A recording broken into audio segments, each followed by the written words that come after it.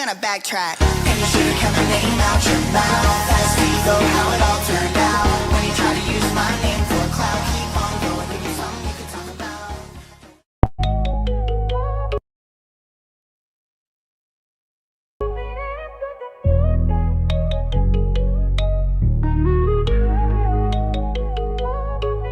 Oh yeah. High stakes in the courtroom, lights shining bright, paparazzi flashing. His face lost in the fight. He played the bad boy, living life on the lam. Now he's trapped in the spotlight. Can he take the stand? Did he do it? Did he do it? The world's on the edge like a fuse lit. Did he do it? Did he do it?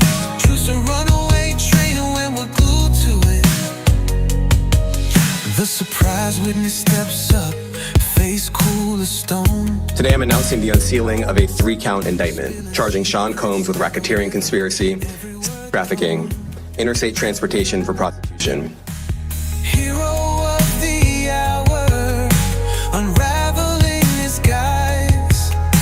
The bad boy's kingdom crumbles right before our eyes.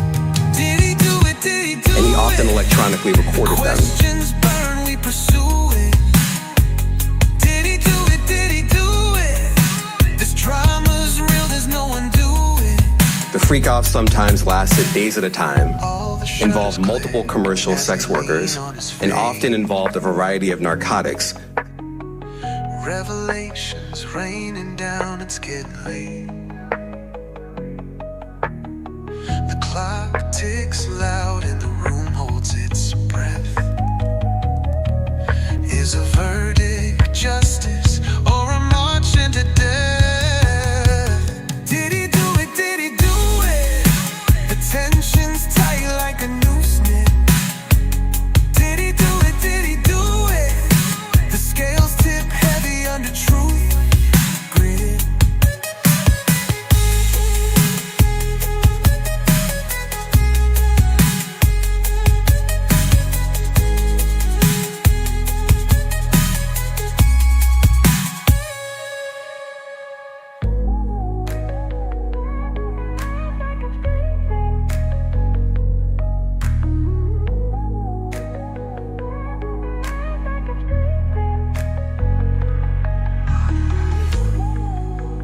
Balls on the edge like a fuse, yeah. Did he do it? Do it? The scales tip heavy under truth grit.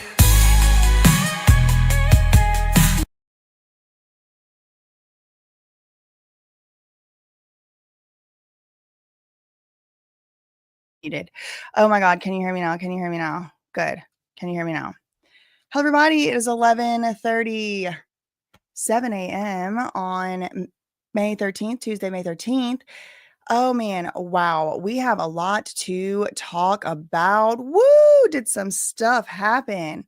No, I did not write the song, y'all. I did not. It is an AI song. I did put the little clips over the top, but no, I did not write the song. I did not write the song. I did not write the song.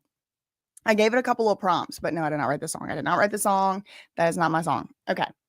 But I did like give it prompts. Like it's like an original song, but not by me. It's by the AI. Gotta go get your AI song, y'all. That's how good the AI got. And the voice is AI too. Yeah. Yeah.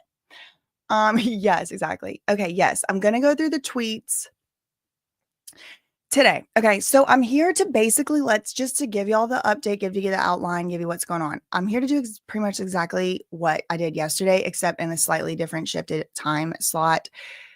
It kind of like unnecessarily, I think, wastes like energy and time to like have to like continue refreshing and nothing happened yet. So I'm trying to kind of like start a little bit later. Bear with me. I'm going to have to probably like shift the start time a couple times just to kind of like see what's going to work best for us. So it is going to be the same thing as yesterday. I'm going to read through the tweets as if we're starting in the morning. I am aware that now Cassie is on the stand. Okay. Cassie's on the stand. I do not anticipate it's going to take us that long to get to that part, but it just doesn't make sense at all. It doesn't make sense at all for me to like start any other way. That's what I'm going to be doing. So Yes, I'm aware a whole lot of stuff has happened. I also wanted to let y'all know that there have been some filings. There have been some filings in the court, as well as what we've been hearing in the testimony from the witnesses, etc. So I did want to let y'all know some of the filings included things like a bunch of news organizations, a bunch of them, like all of them, like the traditional news, like if you could think of it, they're on this list. They are requesting that these so-called, I don't know, I don't want to call them freak-off tapes because I really don't know if that's what they actually are. The only thing I know is that it is like video, some type of video evidence. I gotta get some South Indian coffee or something if I'm gonna last for 2 months talking all day. Okay, so a bunch of news organizations did request to keep the courtroom open to show these tapes. Okay, it's some type of video evidence, some type of video evidence with Cassie and sexually explicit stuff. Now, there were some other filings, but they appeared to be perhaps old. Like they were filed under seal originally and now they just became under seal. But like the biggest thing that I remember is, let me pull it up. Just because like what really got me was like all the names. No, not that. Here it is. Okay, I got it right here.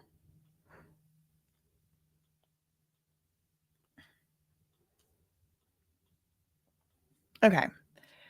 This is the letter. This was filed yesterday, okay? And it's from a very, very reputable law firm. This one right here, Davis Wright Tremaine. It's a big one. It's a good one. It's like, one of the ones or whatever. Where's mine? There you go. And look, it says, we write on behalf of American broadcasting companies that's doing business as ABC News. And look at all the rest. The AP, Business Insider, CBS, Dow Jones and Company, publisher of the Wall Street Journal, NPR, NBC, the company that publishes the New York Post, Reuters News and Media, Vox Media, publisher of New York Magazine, the publisher of the Washington Post. All of those are represented by one lawyer or one law firm. All of them want to oppose Diddy. What does it say here? An effort. Okay. So there's an effort by the parties in the above captioned criminal case. Both parties, too, by the way. Both parties, both Diddy and the feds agree on something, and that's that they do not want the news companies, what are they calling them? The news organizations to have access to these audio visuals. The audio part or the visual part.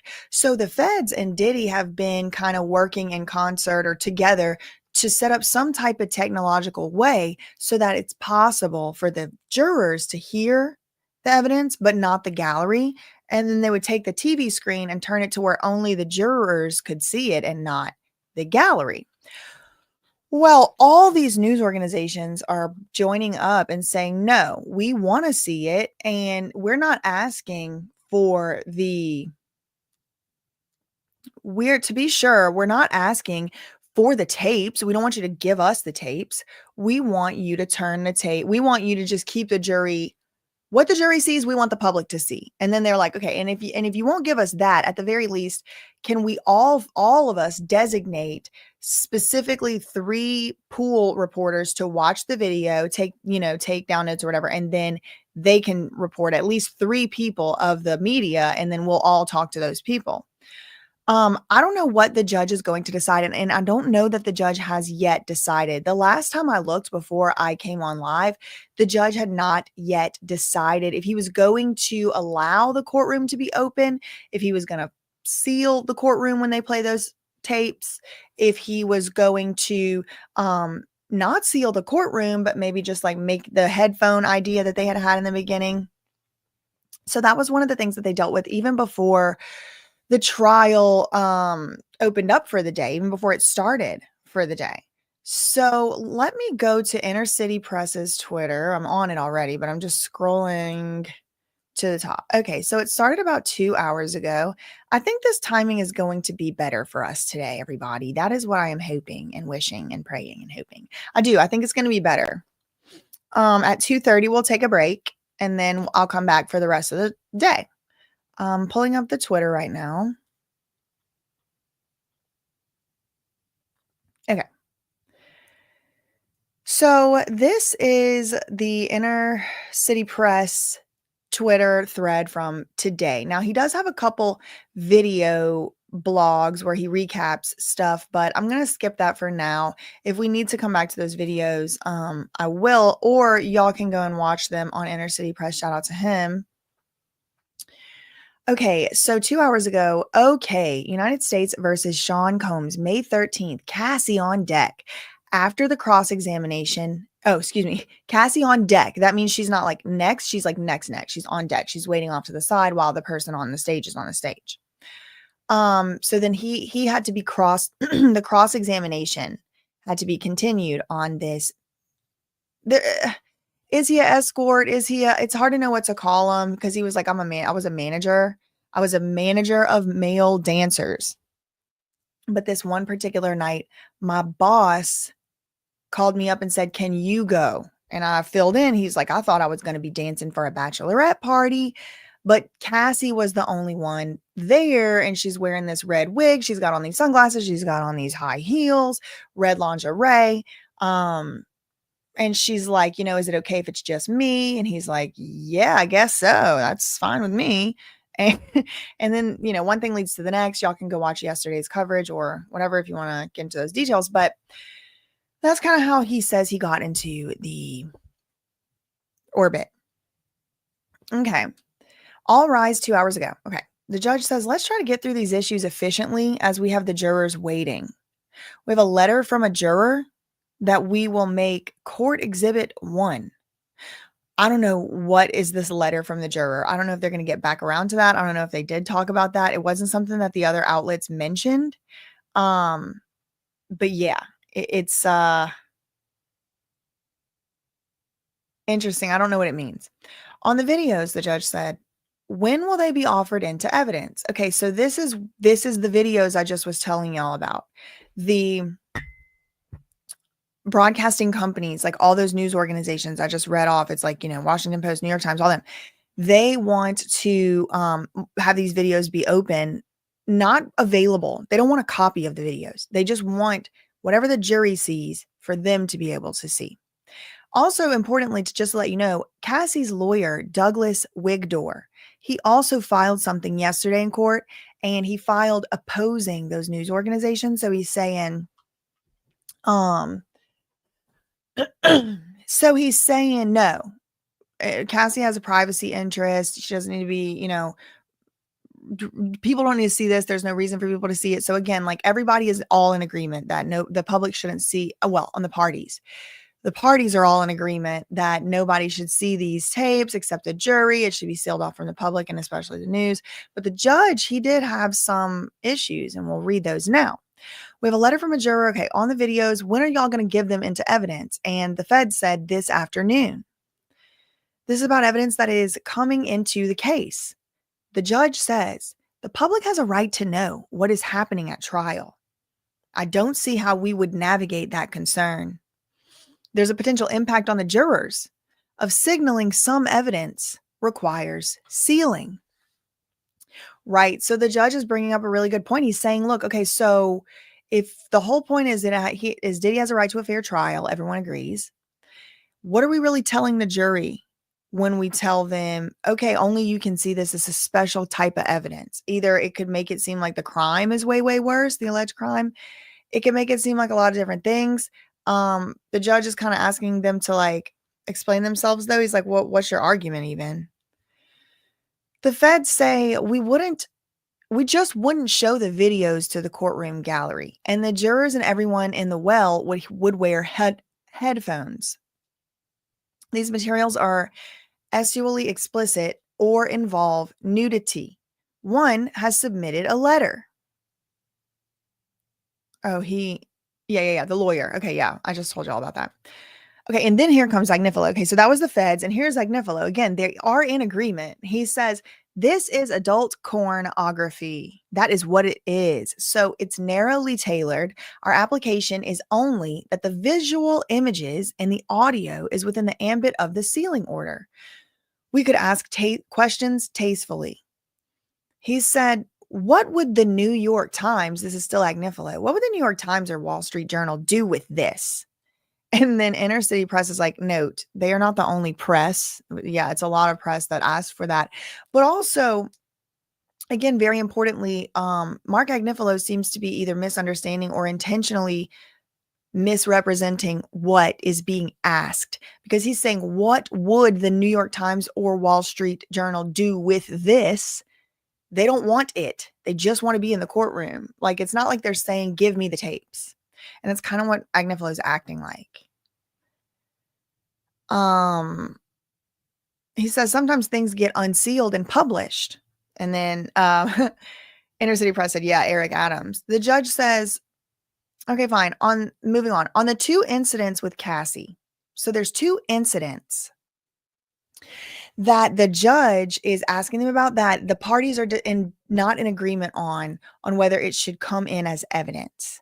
2 different issues, 2 different things that happen with Cassie. Now there's like probably hundreds of things that are considered to be evidence, right? So in this case, there's 2 pieces of evidence that currently are up at issue that we're talking about. 3 if you count the one that we just talked about, right? The video and the audio, that's evidence. So we talked about that. The 2 next pieces of evidence have to do with Cassie and 2 incidents that occurred involving her. One was an alleged assault in Connecticut.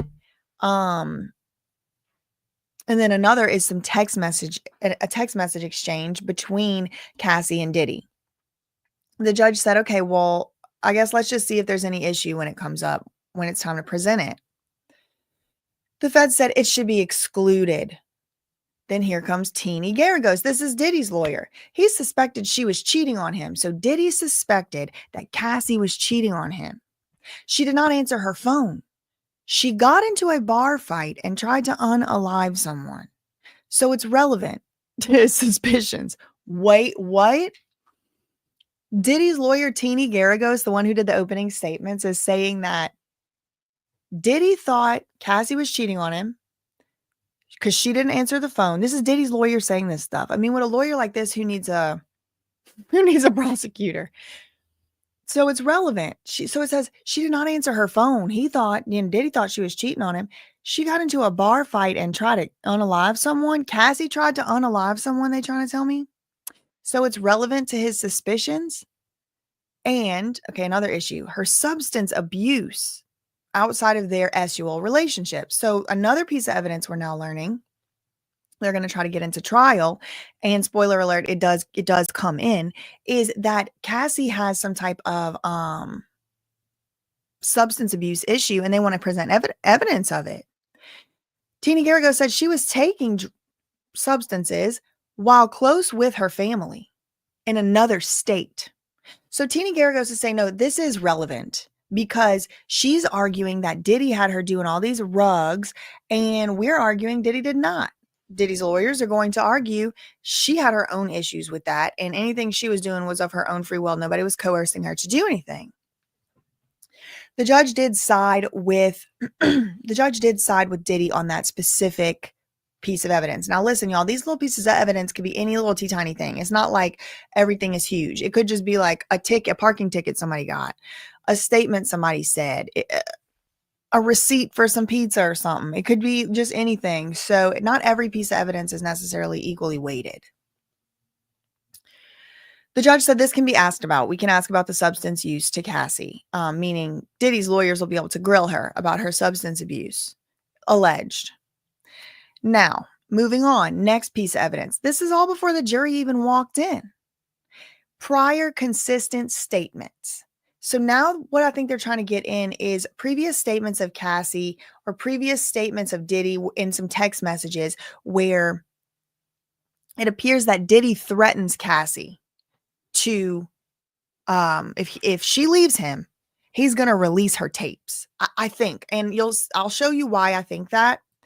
That's what I was able to piece together by reading this so far. What I think this text and again, this is all just kind of piecing things together from reading tweets. We will be going through the other sources. I do want to get a little bit more caught up to where we are in real time right now. So we're still like 2 hours behind, but it's going to catch up fast. I promise. What I think this last little thing they're arguing about is these text messages that appear, I think, to show Cassie and Diddy talking on a text message and Diddy saying that he would release the tape, the S tape, if Cassie left him, I think. So what's going on is Diddy doesn't want that to come in, but the assistant U.S. attorney does want it to come in. She said, wait, they already opened the door, basically. She says, in their opening statements, as Diddy and them, they said Cassie made her own choices. They asked the question, quote, who really had control in this relationship? Clearly begging the answer that it was Cassie. Y'all remember that from the opening statements whenever Teeny Garagos, Diddy's lawyer, was like, ladies and gentlemen of the jury, you just continue asking yourself this one question throughout the trial. Who really had control? What were people gaining from these relationships? What did they have to gain? Remember that whole thing from the opening statements? Well, the government is now 1 day later saying, yeah, well, we got to answer the question. Who really had control in the relationship? You want to ask that question in your opening statement, Teeny Garagos? Okay. Here's a text message that says exactly who had the control, and it was Diddy because he was extorting or blackmailing her with this tape. I think that's what this is going to end up being about. And I think this is what this argument was based on. Exhibit B 315 is a threat to release the tape. Quote, they said only she had it. Oh, it also impeaches Diddy's credibility. Ooh, see, this is like really good lawyering. This is really good. Okay. So evidence can only come in if it's relevant, right? If it's not relevant, it can't come in. Diddy obviously wants to keep a lot of evidence out, and he wants some to come in. Each side has their own reasons for wanting to keep evidence in and wanting to keep evidence out. Sometimes you might want some to come in and you might want something else to stay out. So it can only come in if it's relevant. However, that's not the only issue. There's other issues. For example, if something could be relevant, but it doesn't really weigh on a material, substantial issue of fact about this trial, it's not really going to help the jurors come to any conclusion. There's all kinds of there's literally entire series of classes taught on this stuff. This is just a really, really brief, overview, just kind of like some of the considerations. So Diddy is saying a text message where I alleged to threaten Cassie to release a tape is not relevant. And here's the government going, yeah, it is. It's relevant for two reasons. Number one, in Teeny's opening statement, she said, ask yourself, ladies and gentlemen of the jury, who really had control in this relationship? Begging the question, begging the answer. Diddy wants the jury to think it was Cassie that had control, but she did not.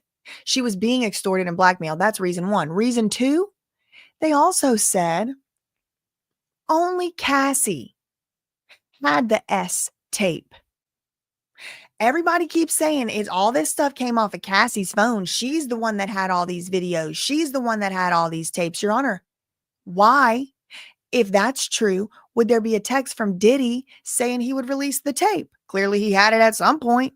Whoo, that is so in the nuance. I am so impressed with that. True. 2 reasons. I agree. In my opinion. Diddy's lawyer said, we submit that these are hearsay. The text messages are hearsay until redirect. The judge says, if they come in, they're in. You don't object? Says this to Diddy's side. Diddy's side, this Alexandra Shapiro said, oh yeah, we object. We don't want them coming in. What we said in the opening was that Diddy, and the judge cuts her right off. You seem to say she was lying. You seem to say Cassie was lying about threats to release videos. You seemed to imply that Cassie was lying about Diddy threatening to release videos. And so, yes, absolutely. You opened the door, ma'am. But ma'am doesn't stop. She goes on. The predicate for prior consistent statements hasn't been met. The judge says, I find that it has. Ooh, I got to show y'all something. Okay, I find that it has. So that can come in. So see how it goes back and forth, like Diddy won one, you know, he got to keep his out, but then moving on, he wanted to keep it he wanted to keep one out again, and then no, he didn't, he got denied. So the judge doesn't really only always side with one side or the other.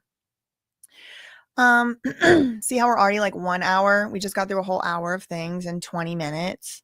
The predicate for prior consistent statements hasn't been met, Alexandra Shapiro says. The judge said, actually, yes, it has. Yes, it has. Anyway, moving on. The defense opening said there's going to be millions of reasons for people to testify here. That's the attack that was used as to B316 too. So there's 2 pieces of evidence that are now going to come in because of that. Then the judge goes on, but the standard has not yet been met as, or reached as to B332 or 339. I don't know what these exhibits are. They didn't put like a public list up or anything. So they're just, I don't know what that is. Okay, the judge says, get Mr. Phillip in the witness box and then bring the jury in. Okay, so I do want to go through some other things that I saw about this. So just put a pin in this right here, because there was some discussion over whether or not to have Cassie walk up to the witness stand, or to start seated already in the witness stand. Because of the fact that she is very advanced along in her pregnancy. Is she visibly pregnant? And Diddy's lawyers were saying that that was going to garner unreasonable, prejudicial sympathy from the jury.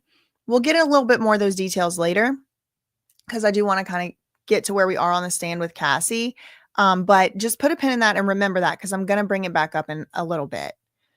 Okay, so the judge calls for Mr. Daniel Phillip to come in to the courtroom and then sit in the witness box. See where we left off yesterday, whenever court was adjourned, where we left off yesterday, they're calling him some different stuff, right? They're calling him a male escort, a male dancer. He claims that he wasn't actually ordinarily doing the dancing. He was like a manager, but he was just filling in this one night or something. So he was asked a bunch of questions by the prosecution yesterday. He was the second witness to take the stand. So he wasn't actually like fully finished with his being questioned, because they get to go kind of back and forth. So the prosecution went, then I think the cross-examination started. That's where Diddy's lawyer, Xavier Donaldson, started asking him questions. And it seemed to get a little tense. Remember yesterday we were reading the tweets, and it was like, there's like a kind of tense sort of exchange. We're reading the different sources, and it was like, they're kind of going back and forth. It does appear that continued an hour ago in court. Xavier Donaldson, which is one of the newer additions to Diddy's team, he's really aggressive, and you'll see. But this guy, Phillip, I mean, it does seem like they're both kind of standing their ground or holding their own. Okay. So they bring the jury in. All rise. Here we go. Okay. Here, I'm so excited to have this little thing.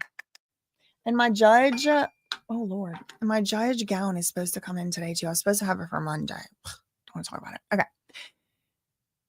So Xavier Donaldson continues the cross-examination. He says, so to continue, you returned to the Gramercy Hotel. The dancer says, yes. I'm gonna call him the dancer, just because like my voice is gonna get so hoarse if I keep having to call him 75 things. When I say the dancer, that's who I'm talking about. The person who claims to have had relations with Cassie and Diddy. His name is Daniel Phillip. I'm gonna call him the dancer. Okay, so then the lawyer says, while you and Cassie were having relations for hours, Cassie took the lead? The dancer goes, no. So you're going to get, this is a preview of what is to come. This is going to happen repeatedly, where this lawyer asks what's called a leading question where there's like already and ironically, this question actually has the word lead in it, but it doesn't have to. A leading question means the question you ask already has some like presupposed answers within it, where it isn't so much of just an innocent question. Like, for example, when y'all were doing stuff, she took the lead. That would imply she took the lead, and then you're supposed to just say, yep. He should have said, did Miss Ventura take the lead? Like, he says it as a statement. He said, no. He could have said, who took the lead? When you were doing this for hours, who took the lead is what he should have said. Or he could have. I think you are absolutely allowed to ask leading questions on cross-examination. Is that true? Somebody with trial advocacy experience. Am I like, did I get that backwards? Please don't take my word for it. Okay. He said, no, she didn't take the lead. And then Diddy's lawyer goes, oh, so you took the lead. He said, well, I guess we were equally doing our thing. There wasn't really a leader. Donaldson goes, oh, so you decided together? He goes, yeah. Here comes the lawyer. So fair to say she was in complete control of everything she was doing. What? What do you mean fair to say she was in complete control of everything she was doing? How do you say, okay, we decided together what to do, and the next step is in complete control? And the guy's like not falling for it at all, the dancer. He goes, I can't say that. I can't say she was in complete control of everything she was doing. Then Donaldson, Diddy's lawyer, goes, you did not wear protection? He said, no, I did not. Okay, well, but your boss told you Cassie paid for the hotel, right? He said, yeah, that's what my boss told me. Cassie paid for the hotel. And did she pay with her credit card? He said, I have nothing to do with that. She used her card to pay for the dancer. I don't know. Okay. The lawyer says that assault at her apartment on 11th Avenue. Again, a leading question, because here comes Philip. He cuts him off. The dancer cuts off Diddy's lawyer and goes, I believe it was West End Avenue. Like, again, it's kind of like, and you're going to start seeing, like, at first it was a little leading, like, emotions, a little leading hearsay, a little leading speculation. And now it's about to start being leading with facts being in dispute. I won't say wrong, because I don't know who's telling the truth. I really don't. But look, he says, the lawyer says to him, look at the question. Okay, that assault at Cassie's apartment on 11th Avenue. He's like, I believe it was West End Avenue. You see, it's like, it's not even 11th Avenue. So I don't know I don't know. Either the man don't know what he's talking about, or maybe he's trying to trick this guy. No pun intended. The lawyer says, okay. So you claim Diddy told her to come over. She said she had her okay, so this is where yesterday we talked about where Diddy was threw something. He threw something at Cassie and said, B word. If I say to come over here, you come over here right now, not later. All that. I mean, right now, you got to come here right now. And she was like, I couldn't because my personal information was up on the laptop and I was trying to close my personal information out or something. Right. This is where they're talking about again. Now they're bringing it back up again today. You claim Diddy told Cassie to come over, and she said she had her personal information on the computer. So wait a minute. And then he threw a bottle at her.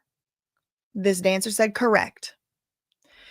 The lawyer, Diddy's lawyer, Donaldson, Diddy comes out and says, quote, are you ready? The dancer said, nope. That's not what he came out and said, buddy. No, it's not. Look, he came out and said, are you guys ready? And yesterday, I think he said, are you all ready? You all ready to continue? Are you two ready? But he did say yesterday, the dancer did say, Diddy looked at both of them and said, are y'all ready to go forward? But Donaldson says, he comes out and says, are you ready? He's like, no, he didn't say you ready. He said, y'all, are you guys ready? Xavier Donaldson says, isn't it true? Diddy told you, yo, man, I'm going to have to deal with this. You need to get the beep out. Okay, new quote incoming. Xavier Donaldson is asking the dancer on the stand, isn't it true that you told Diddy, or excuse me, Isn't it true that Diddy told you, quote, yo, man, I'm going to have to deal with this. You need to get out? The male dancer said, no, that's not true. That is not correct. No, he did not tell me that. Donaldson said, but hold on. In 2023, didn't you tell prosecutors he said, quote, yo, man, skirp, objection, Your Honor. The feds say, this is not an evidence. This is not an evidence. He cannot talk about this. The judge said, okay, fine, true. Don't talk about that. Judge said, okay, but what you can do, you can try to refresh his recollection.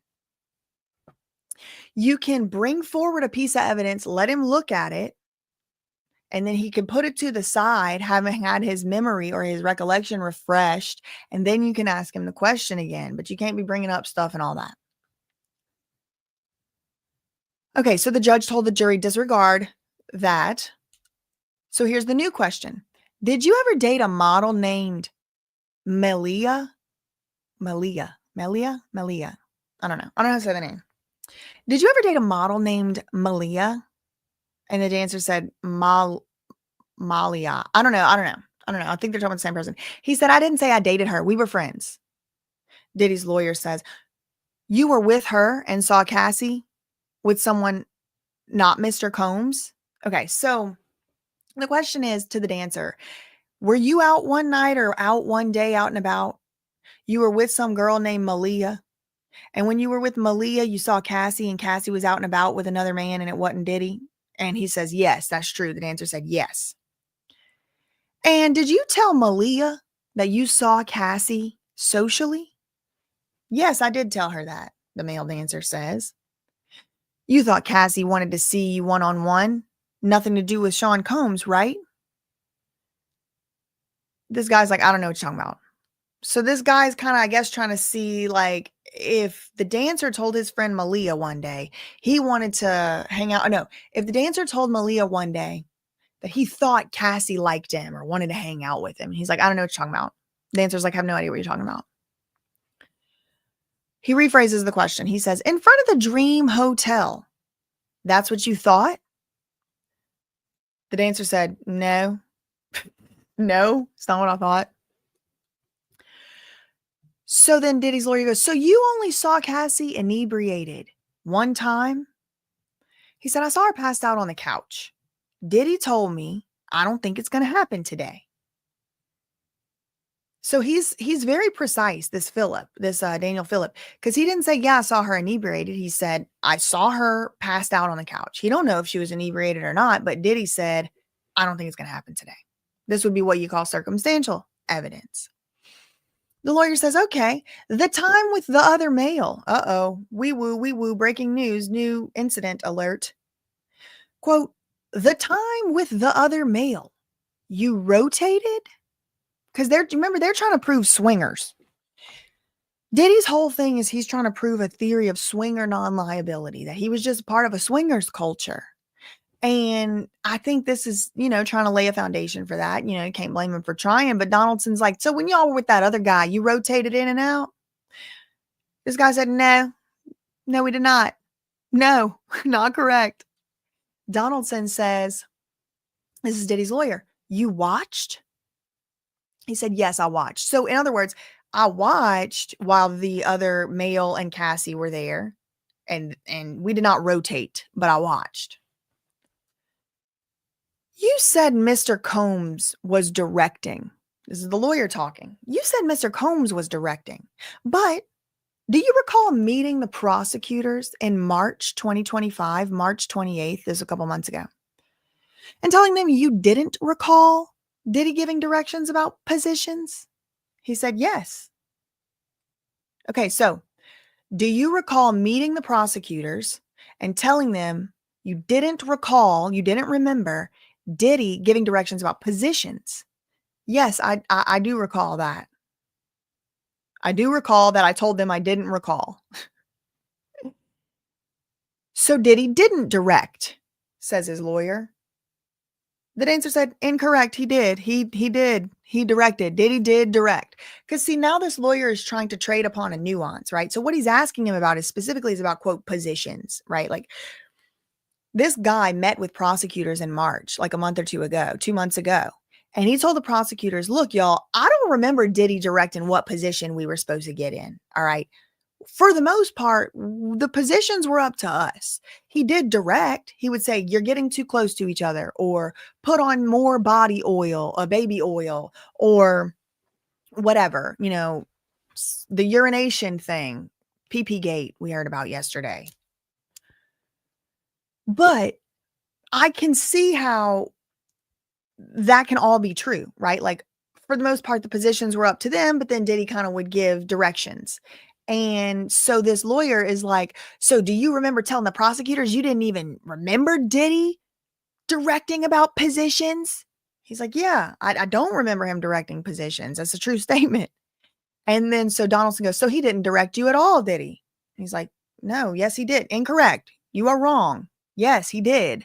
Just not on that specific one thing. Next question. You thought you were in a relationship with Cassie, didn't you? No. The guy said no. You wanted to get alone with her, to date her.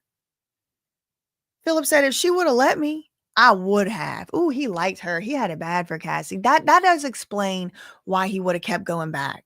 Because one thing that was not clear to me yesterday, but I did watch some more coverage after I got off of yesterday's live. One thing that was not clear to me yesterday, but is more clear now, is that this guy was saying that he couldn't perform sometimes, as if like it was like not, he was unable to become aroused to perform in this performance because he knew of the relation dynamic between Diddy and Cassie, and he felt so bad for her, and he had developed like maybe a friendship with her in his mind. Even he was like, it might just been imagined, but he was unable to like, perform. But I guess like also he kept going back because maybe he liked her. I think that's what they're trying to say, is that he has an incentive to lie about Diddy because he was jealous of Diddy and he wanted to date Cassie. I think that's what they're trying to go with. You thought you were in a relationship with Cassie, didn't you? No. You wanted to get alone with her, to date her? He said, well, if she would have let me, I would have. You would get jealous of Mr. Combs? No. Did you not tell them that Mr. Combs would tell you it's my turn? Objection, objection, objection. My God, objection, Your Honor. Can we have a sidebar? The prosecution finally says. So they go have a little side discussion with the judge. That's what sidebar is. It's like the lawyers go up and like sometimes you can hear it and sometimes you can't, but it's not on the record, and like the transcriber is not supposed to transcribe it and stuff. The court reporter. Okay, so the sidebar ends. The lawyer asks a new question. Didn't you tell the feds that you would feel jealous because you liked Cassie romantically? He said, I do not recall that. I do not recall that at all. Donaldson, he says, put up Exhibit 3570 just for the party. So they put up Exhibit 3570, whatever that is. Again, we don't know what it is because look, it says just for the parties right there. He said, I don't recall that. So I guess they do have some type of evidence that does show that he did say he would feel jealous of Diddy. I don't know who, wouldn't feel jealous of Diddy in that situation. If they liked Cassie, if they thought that she was being mistreated, and it's Diddy. Like, I mean, I think jealousy is a normal, natural human emotion. It is interesting. It does seem to be that they were able to at least impeach his credibility slightly with showing something inconsistent with what he had said. But he said, I don't recall that. It could have gotten on there any kind of way. He said he don't recall. So otherwise, I think he's pretty credible because he does admit to other stuff. He says like, yeah, I would have dated her. I liked her. I said, what are you doing with this guy? What are you doing staying with this guy? He's freaking dangerous. Get away from him. So then he ends that round of questioning, and then the feds, the prosecutors, now they get an opportunity to do what's called redirect. So they come back and they're going to ask questions based on the questions that were just asked by Diddy's lawyer. Judge says, all right, redirect. Come on, let's move it along. I do like this judge is like moving it along mentality. Okay, so the Fed says, okay, please explain why you now say Diddy directed you? The dancer goes, sure. Donaldson, Diddy's lawyer, asked about positions. But Diddy did tell us what to do, like including using baby oil. Next question. This is the feds. The timing of the handling of cash. How did the amount compare to your stripping services? Okay, so if you were going to show up and strip, how much was it? Like $200. If you were going to show up and do what you did with Cassie, which was beyond stripping, how much more money did you receive when you would do that versus just a stripping job? He said $3,800 more, $3,800 more. Okay, how much were you paid to perform when you could perform? $700 to $5,000 up to $6,000, thousands of dollars? Assistant U.S. Attorney. And when you couldn't perform, then they paid me nothing. Did Cassie call you after the Dream Hotel? The prosecutor asks. The dancer says, yes. Do you know? Okay, so this Dream Hotel incident is the same incident where the dancer was with this friend of his named Malia. The dancer and Malia are there at somewhere outside the Dream Hotel. They see Cassie. She's with another man, and it is not Diddy. But he's saying here he doesn't know who that was. He has no idea who that person was that Cassie was with that day. Did Cassie ever answer your text messages? He said almost never. And you said you wanted to just hug Cassie. Why? I could see that she was afraid. And the prosecutor says, so what did you do? The dancer says, I couldn't engage. I was messed up. The prosecutor said, what did Diddy say to you? He said, it's time for you to go. In the Gramercy Hotel, who was in the room? He said, Diddy, myself, and Cassie. When Cassie appeared to enjoy herself, was Diddy always in the room? The answer is yes. Okay. The feds keep on asking questions. She says, was that the same man who called her a beep and beat her? And again, this Philip, he keeps the same energy with the prosecutor. He says, I didn't see that beating. I did not say beating. I presume, and then objection. Donaldson, of course. He's like the objection buzzer over there. He is on it. He don't let people finish a sentence. That is how you're supposed to be. That is how you're supposed to be. You're not supposed to let them get it out. You're supposed to stop them before they say it, if you can. He said, I didn't see the beating. So the feds are like, okay, the prosecutor, she says to this dancer, was this the same man who called Cassie a beep and beat her? I didn't see the beating. I presume, objection, no presume, no presuming. The judge is like, okay, true. Sides with Diddy or Donaldson or whoever it was. New question. Rephrased. You heard slapping? Yes. Nothing further. She goes sit down and clicks her heels to the prosecutor's stand. All right. Recross. So another round. So first the feds went. That was yesterday. Then they started the cross-examination. That was Donaldson yesterday. They had to go to recess. Court adjourned yesterday. They came back today. They started again with the redirect. He finished. Then the feds came up. They started again with the cross-examination because they weren't done. He finished. Then the feds came up to do what's called the redirect. And now I guess you could do a recross. So here comes Diddy's side one more time. They're going to ask a couple more follow-up questions, it seems. So here's Donaldson again. This is Xavier Donaldson, Diddy's lawyer. This document. Do you see where you said, quote, I'm on the Upper West Side? She says, 10 West End Ave. Hit me when you're there. The dancer says, yes. Do you see your text? Don't give a bleep if I'm a little tipsy. I love y'all N-word. I'm not going to try and decipher what that means. That's a little out of my jurisdiction. Y'all can read. I don't know what that question really means. I'm not going to even spend too much time on it. But anyway, whatever it is like there's a picture of some texts, I guess, where this guy, the dancer, has texted Cassie about he's a little tipsy, loves y'all, something, something. And then he says, yeah, I see the text. Diddy's lawyer says, and that was after the beating? The dancer says, yes. Nothing further.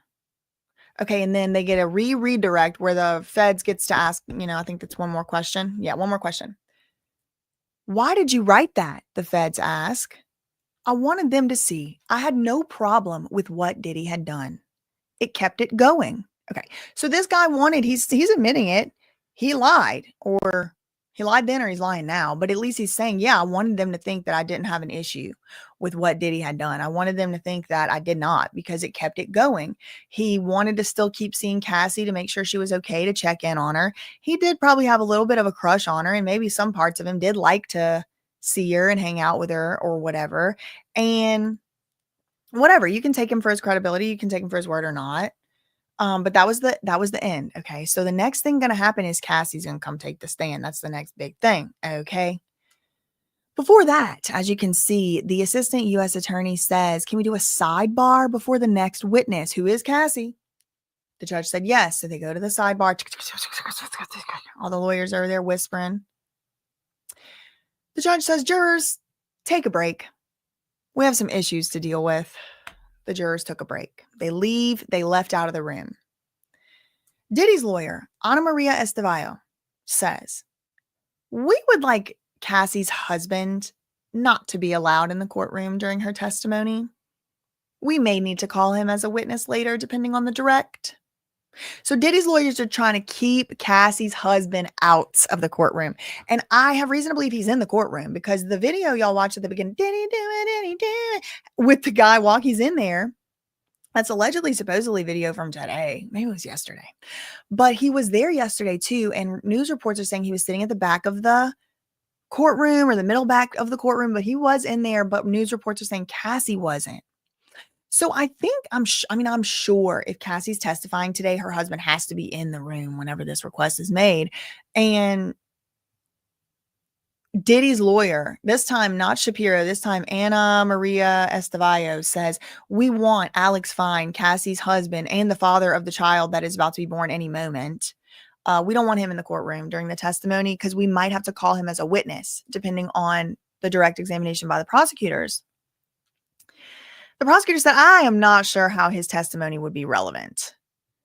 The judge said, Miss Garagos to Teeny. So the judge is like, all right, can I hear Diddy's arguments?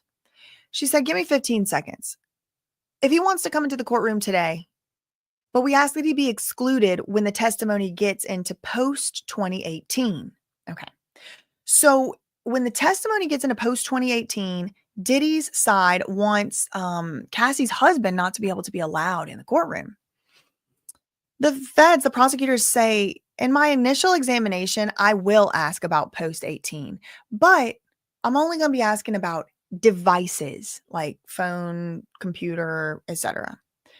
The judge looks to Diddy's side and says, is that okay? Or what do you think? And Diddy's side's like, that's fine. And judge says, okay, we'll be back in a couple minutes. Seemingly they come back, all rise. The government calls Cassandra Ventura. She takes the stand, extremely pregnant. How old are you? 38. What is your work? This is the prosecutors asking her this. I don't know which one Johnson. Emily D. Johnson? Emily something Johnson. So she's the one asking the questions. 38 years old. What is your work? Musician and entertainer. How long were you with Sean? 10 years.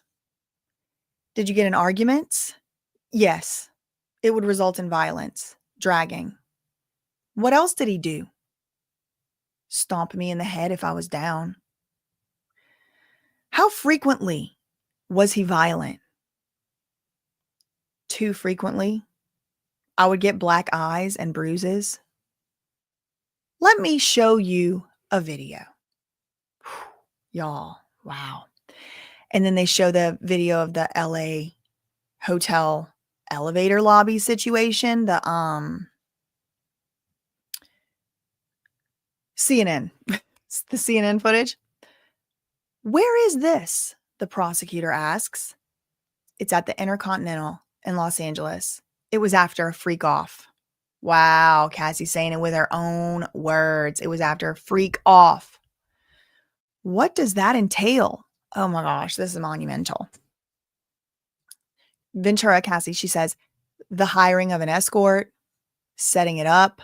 And we're going to also read the other sources as well. There will be more details filled in as we go to these other sources. Somebody said they're going right in and fast, not even 5 minutes on the stand. Now, we'll read this tweet, but then that's the last one of this one because I haven't refreshed since I started the live. But I was told, or I did see, that Cassie apparently was supposed to be given like special breaks. They're giving her special breaks every so often. I heard 30 minutes. I heard 90 minutes because she's pregnant. And whenever you're pregnant like that, apparently it makes you got to pee a lot or something. Okay, so the question, how did you feel when Diddy first asked for it? Cassie said confused, nervous. I wanted to make him happy. Did you agree to it when he first proposed one?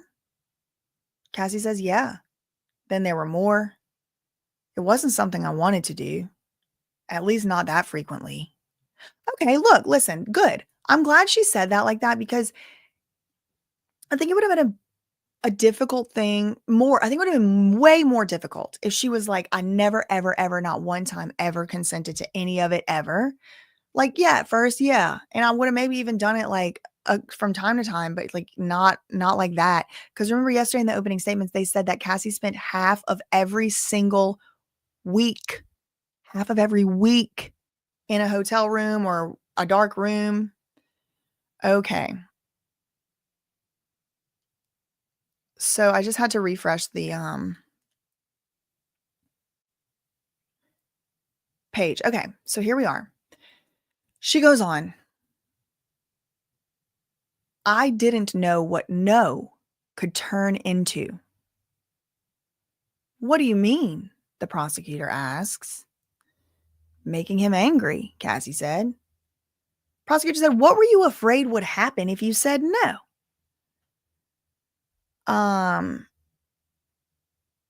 Through time, he had blackmail materials, Cassie said. It's blackmail materials is what we're reading on Inner City Press. And shout out to Inner City Press. Again, we will go back and recover some of this, try to fill in the details with the different sources, but I do want to get us up to speed on Inner City Press tweets so that we know what's going on because we're still an hour ago, right? So we're moving through. I do anticipate making up a lot of time because I do think that she's going to take breaks because, like I said, the whole pregnancy thing. I didn't know what no could turn into. What do you mean? Making him angry. What were you afraid of? What were you afraid would happen if you said no? It says though time. I don't know if it's through time, that time. I don't know what the though means. I'm reading this. He had blackmail materials. What did you give to the government? The prosecutor asks. Laptops, Cassie said. Prosecutor hands over a GX-B. I don't know what that is. Do you recognize this? Oh, it's a flash drive of some sort, I guess. Cassie said, yes, I've reviewed this drive. It has communication and documents pertaining to Diddy. Did you review photos on it? Cassie says, yes. What's this photo? She said, me in 2004 with Carrie Morgan. When did you sign with Bad Boy Records? 2006, she said. Cassie said, it was a 10-album deal. Did you release any after late 2006? Cassie says, no. Who's in this photo? Cassie says, Kim Porter. She was Diddy's ex from before me and the mother of his children. Oh my God, they are showing Cassie pictures of Kim Porter. Where did you celebrate your birthday in this photo? In Las Vegas, Cassie said. Carrie Morgan was there too. We are out on his patio on my 21st birthday, VMAs. And this, I think Britney Spears was at this party. Like, don't even get me started on that rabbit hole right now. What happened then? 21st birthday VMAs. Sean Diddy kissed me in the bathroom. I ran back to my hotel and I told Carrie. I guess Carrie was her boyfriend, Carrie Morgan. When you got back to New York, and I told Carrie, Cassie said. So then the assistant U.S. attorney's like, you told Carrie when you got back to New York? And Cassie said, I would visit him in the Trump Hotel in Columbus Circle. His apartment was being renovated. She said, what were you going with your music career? I don't know if it's supposed to be where were you going or what were you doing? Cassie said, I was trying to come up with a concept. Diddy called all of the shots.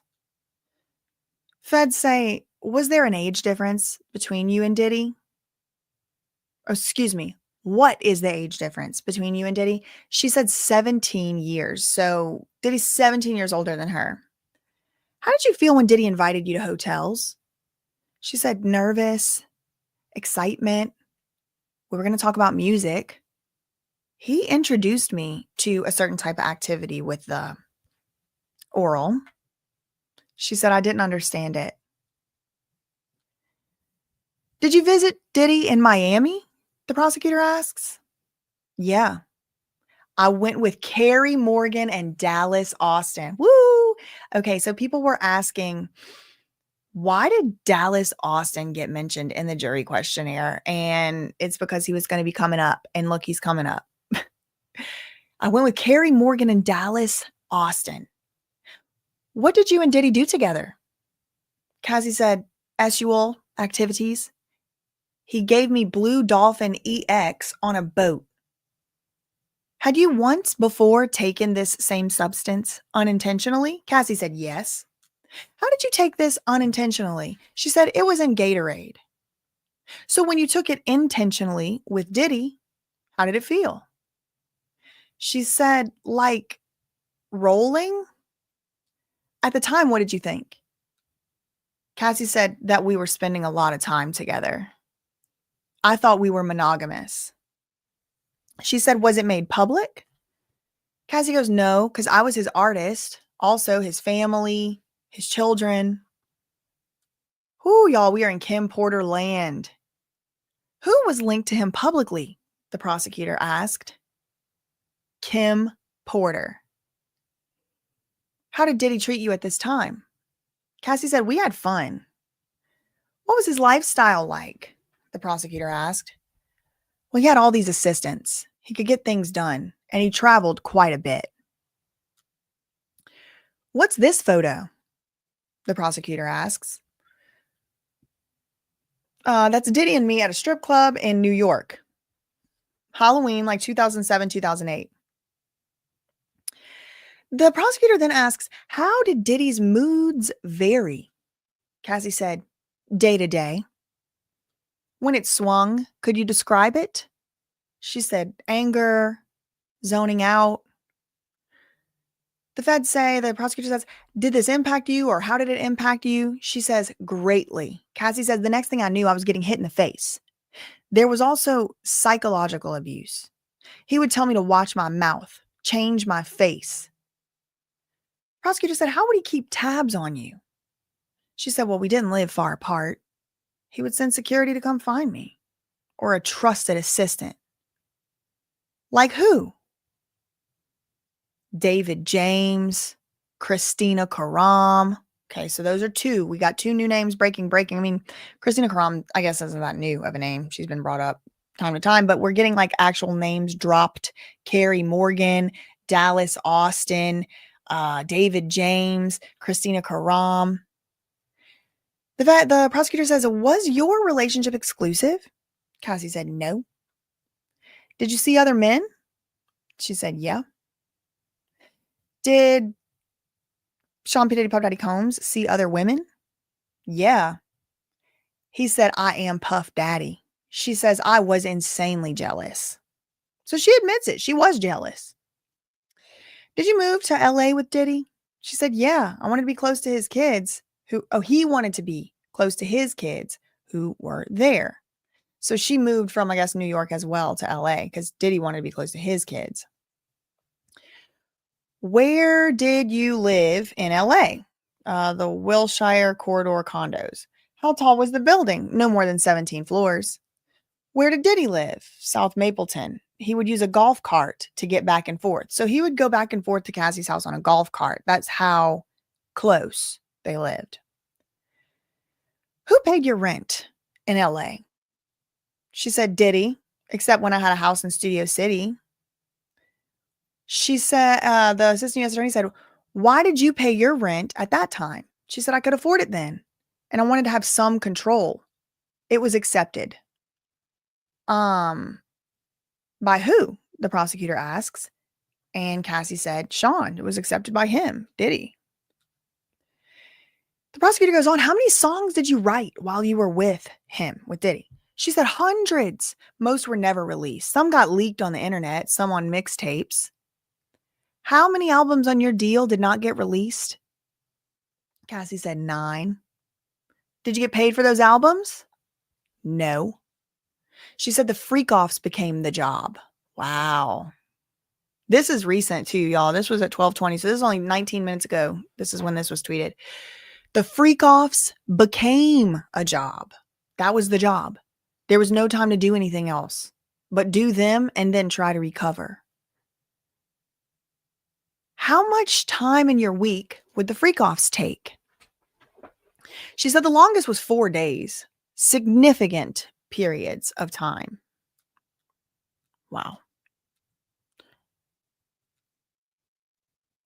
We'll break here. So there's the break. Okay. So now they're on break at this moment. I want to keep going. I'm going to keep going till 2:30 because I want to go through the other reporting and see how we can fill in some of these details from this. Let's start on the next one here. This is the Independent. Wow. Put it in the live chat what y'all think about what we just heard. We're gonna fill in some of the details here with the other reporting. I go back about an hour. Yeah, we got all kinds of details that are coming up here. I just saw the first kiss details, so there's lots more to get through here. At 2:30, I'm going to take a break and we're going to watch a video on my other channel, and then I'm going to eat and take a little sips of water and then come back for the rest of the day. But I'm still going to keep going for another like a couple hours. Okay. I'm just going back to earlier today. We'll start here. This is where Cassie takes the stand.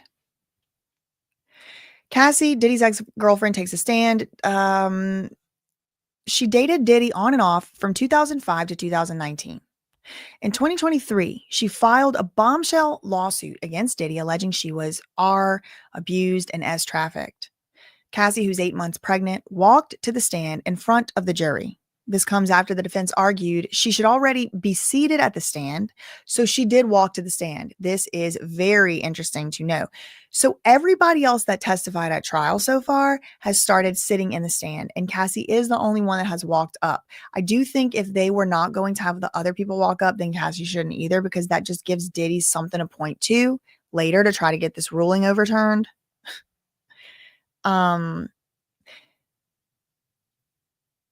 Her husband also entered the courtroom to watch her, even after the defense tried to bar him from doing so. However, he will have to leave if Cassie testifies about an incident in which Combs allegedly R'd her in 2018. So these are so many new details I did not know. Okay. There was apparently an incident all the way in 2018 where Diddy allegedly R-word Cassie. And when this allegedly happened, if Cassie starts to testify about that, her husband has to leave out of the room. But until or unless they ask her about that, he doesn't have to. Cassie testifies about Diddy's alleged abuse. She testified that he would physically abuse her during decades-long relationship. They were violent arguments, usually resulted in physical abuse, dragging, different things. He would mash my head, knock me over, drag me, kick me. When asked how frequently these incidents happened, she responded, too frequently. Usually, I would get knots on my forehead, black eyes, red eyes, bruises all over my body. It just depended. She recounts the freakoffs and describes threats of violence and blackmail. Cassie testified about Diddy's alleged freakoffs while on the stand today, according to the Associated Press. She described the freakoffs as sexual encounters in which Combs would have her, quote, perform for him with an escort or another third-party individual. She said when she was 22 years old, she was 22 years old when Diddy first proposed the idea to her. She said, I just remember my stomach falling to my butt. Just the nervousness and confusion in that moment. She said she felt like she couldn't say no, saying she was concerned about violence. She also described Diddy blackmailing her with pictures of videos of her encounters with escorts. Sean controlled a lot of my life, whether it was career. Okay, this is another quote, y'all. We didn't get this from Inner City Press, and we're filling in details as we go through the different sources. This is a quote we're getting here. Quote, Sean P. Puffy Combs. Quote, controlled a lot of my life, whether it was career, the way I dressed, everything. I just didn't have much say in it at the time. This sounds like what Britney Spears testified to about her conservatorship.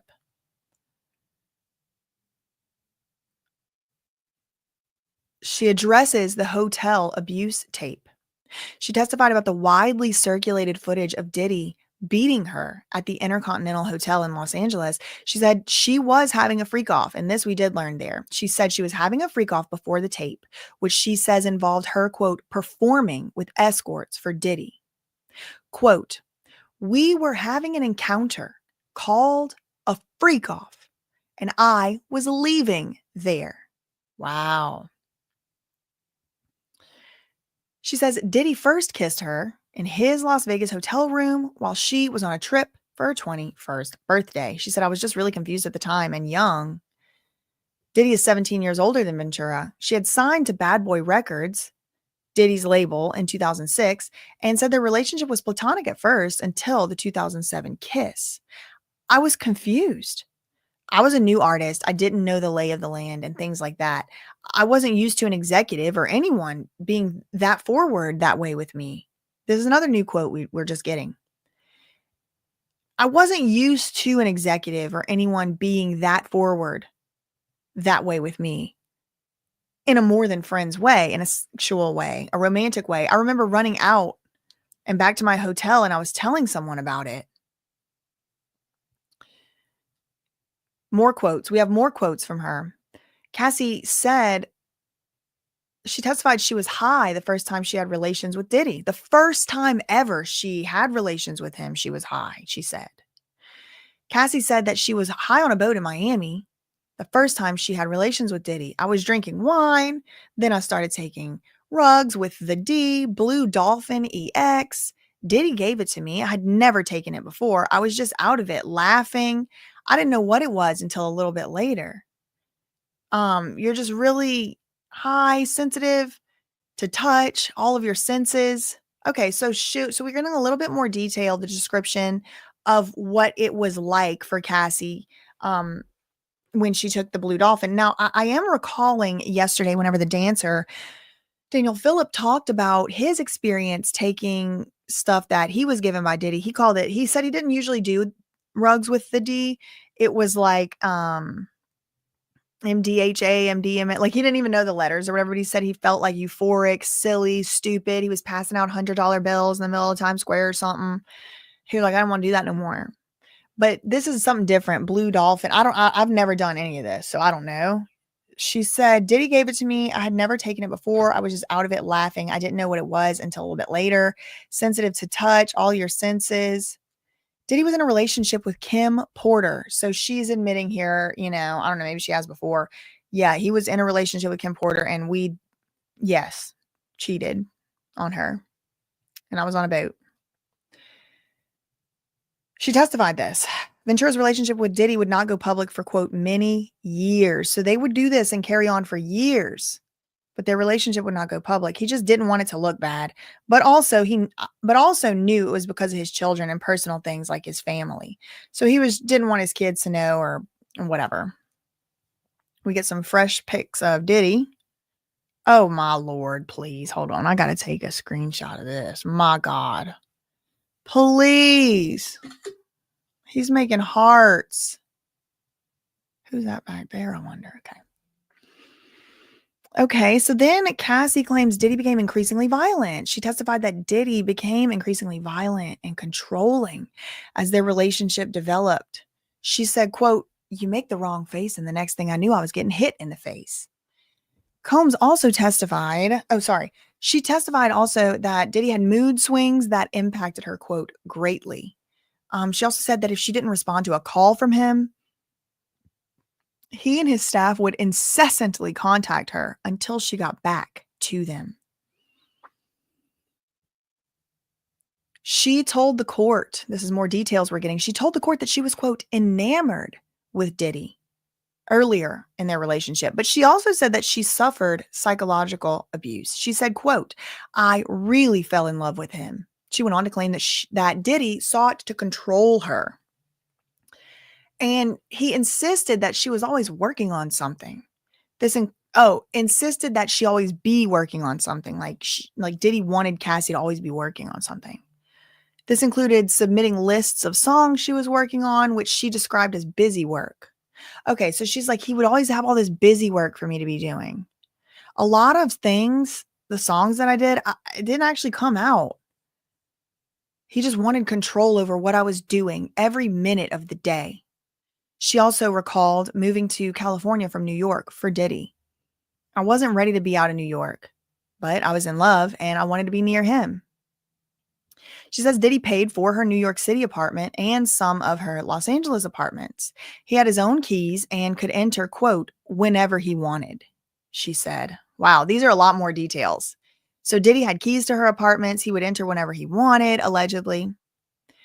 20 minutes ago, the court broke for lunch. Today, we heard the first bit of Cassie's testimony. She's wearing a tight maroon dress, is heavily pregnant, and very soft-spoken. Okay, that's good to know. Just to kind of imagine it, like what it is, the visual. Diddy is wearing an oatmeal colored sweater. Cassie was visibly uncomfortable, recounting her early relationship with Diddy, often shuffling in her seat, fidgeting and taking long, deep breaths. At various points, she brought a tissue to her face, though it's unclear if she was wiping tears or sweat. The court is now on afternoon break until 1 p.m., which is only in 9 minutes. So we're going to keep moving right along. I want to now go to the next source and see if we can fill in even yet more. They have the full opening statements out now too, y'all. That's good. Okay, I might make a video at some point. Look at the opening statements. Oh my God, it's long. I shouldn't have did that. Oh my God, wow. Maybe I won't read that whole thing. That's so long.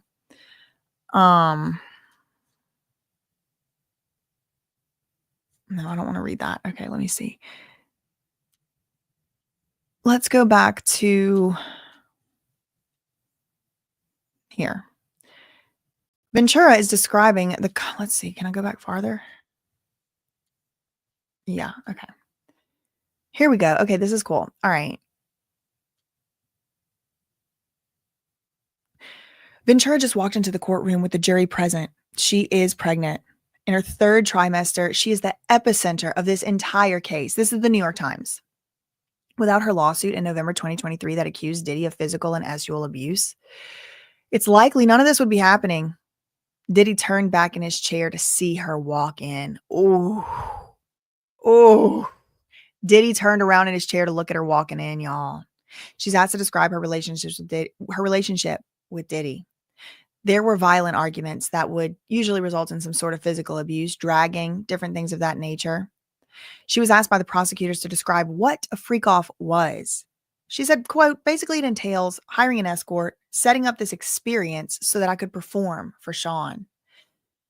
She says in halting speech, it involved Diddy, quote, being able to watch me with the other person and actually direct us on what we were doing, end quote. She says, quote, eventually it became a job for me pretty much. Wow. Wow. These are quotes.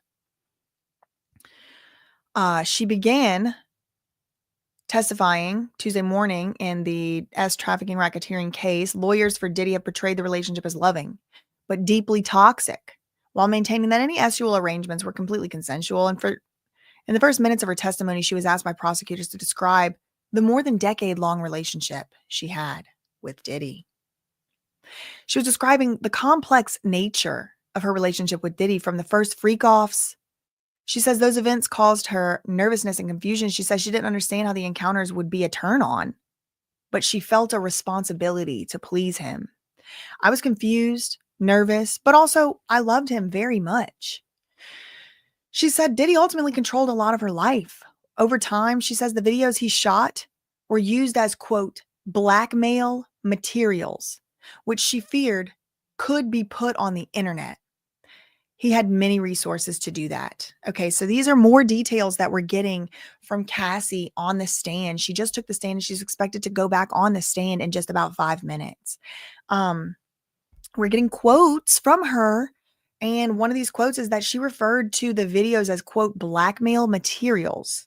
She feared that Diddy would put them on the internet. Quote, he had many resources to do that. The New York Times says that Cassie was visibly pregnant, 8.5 months.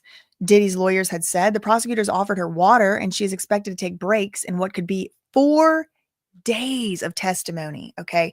This could be just day number 1 out of 4. She could be on the stand all the way until Friday. I mean, again, I heard she was due Thursday. She's speaking softly on the stand and lifting a tissue to dab at her nose and eyes. She was asked what she knew of Diddy when she met him around 2005 when she was just 19 years old. Quote, I just knew that he was this larger than life entrepreneur, musician. I was a fan of the music. I didn't know too much about him personally. Soon after that, she signed a 10-album deal with Diddy's label, Bad Boy. She was asked why she wanted to be around him. Quote, I wanted to be around him for the same reasons everyone else at the time. He was just this exciting, entertaining, fun guy that also happened to have, you know, my career in his hands. Wow, that's a quote. That was a quote I just read. Here's a picture of them together. She says she was describing life with Diddy once she started dating him. Quote, this lifestyle was much different. Quote, he had assistants at his beck and call. He could get anything done quickly. He had respect from everyone and he traveled quite a bit. At the beginning of her relationship with Diddy, she says, I think I was just enamored by him. We were just having a good time. She's explaining the complexity of her relationship with Diddy. At times, she's describing excitement, attraction, a whirlwind. Their romance began on a trip to Miami where they had relations on a boat and he gave her a, quote, Blue Dolphin EX pill. But when she didn't answer his phone calls, she says he could call her incessantly or have his assistants and security personnel track her down. She says his moods were extreme. He would object if she was being a, quote, brat. Quote, make the wrong face, and the next thing I knew, quote, I was getting hit in the face. She says his security personnel was around 24 hours a day. Quote, security protected him and kept an eye on me. Again, this is bringing me straight back to the Britney Spears testimony that she gave in court, well, on the phone in court, in her case. And remember, Diddy is longtime business manager, is the same business manager as Britney Spears is. So there is an overlap. And indeed, and in fact, in this very case, TriStar Sports and Entertainment, which is the name of that business management firm, Lou Taylor, they appear to have had Diddy's house appraised. So, I mean, it is similar, a lot of other similarities too, between the management and everything of these people. But she said the security was basically babysitting her, working for her handler, working for her dad, not actually working for her, not actually fully only just protecting her, but also like reporting back what she was doing. Infidelity and jealousy were part of their relationship. Cassie says, I was insanely jealous, but she says she moved to LA because she was in love and she wanted to be near him. She testified that as she testified, the New York Times reported, she sometimes shifted in her seat and puts her hands on her pregnant belly. It's probably very uncomfortable to be doing that. I mean, period. But like that pregnant at all, I mean, just can't even imagine. She went on to then talk about the apartments where she lived in LA, how close they were to Diddy's house. At one apartment, she says they traveled between the buildings on a golf cart. The prosecution's star witness, Cassie, is deep into her testimony about her relationship with Diddy. She began by describing his physical abuse, dragging her, kicking her, stomping her, and her anxiety surrounding the voyeuristic sex he introduced her to. So she did describe anxiety surrounding it, yeah. Now known in the public lexicon as a freakoff. Next, she went back to the beginning, describing how she met Diddy at 19, fell in love, and saw him taking more and more control over her life and career. She describes a mercurial, that's like a up and down, like back and forth, like, wishy-washy, hot and cold personality, who would pay for her rent in Manhattan, but also frequently told her to fix her face and watch her mouth. If Diddy couldn't find her, he would send security guards or personal assistants to locate her. Cassie said when she lived in LA, she had her own apartments, but Diddy had keys and used them whenever he wanted. It was a, quote, stomach in knots moment when he visited, she says, because she never knew what mood he was going to be in, whether he would yell and bang on the door or come in smooth. Over the course of her record deal with Bad Boy, Cassie says she recorded hundreds of songs. So not only wrote, but she also recorded hundreds of songs. Some were released officially, some were leaked on the internet, and some, quote, just didn't see the light of day. She's asked how many full albums were not released as part of her 10-album deal. She said 9. Only 1 album came out of the 10-album deal she signed. The decision, she says, was Diddy's. Cassie testifies that partying with Diddy and freakoffs, quote, took a big chunk of my life. She recalls staying up for, quote, days on end, drinking, taking substances, and having relations with, quote, strangers. Okay, so that's important. She's referring to the people that she was doing the FOs with as strangers, which might make it make a little more sense that she was continuing to call some of these people repeatedly, and it almost seemed like maybe she even liked them a little bit or something, because otherwise it was just strangers. I mean, they are still strangers. They don't know them. She said the freakoffs ranged from roughly 36 hours to 4 days, though they could last longer if she had breaks. Then she would need to recover from the drugs, dehydration, and sleep deprivation. She says, quote, so we get the quote of the freakoff job, quote. She says, quote, the freakoffs became a job where there was no space to do anything else but to recover and just try to feel normal again. I don't know, obviously, but I have a strong suspicion Kim Porter was also doing the freakoffs, and possibly also perhaps not willfully all the time. That's just a guess. I really don't know. But Cassie says, quote, the freakoffs became a job where there was no space to do anything else but to recover and just try to feel normal again. She left the witness stand for a lunch break, and court was expected to resume at 1 p.m. So it is 1:01 p.m. right now. So let's see if court has resumed. If not, we do have 3 other sources. We have the Washington Post, we have NBC, and we have CNN to get more details.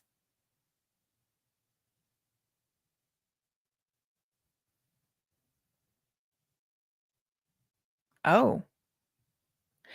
Oh my God. Somebody's being arraigned for contraband in the courthouse before Judge Jed Rakoff. AUSA wants protective order for video taken inside the courthouse.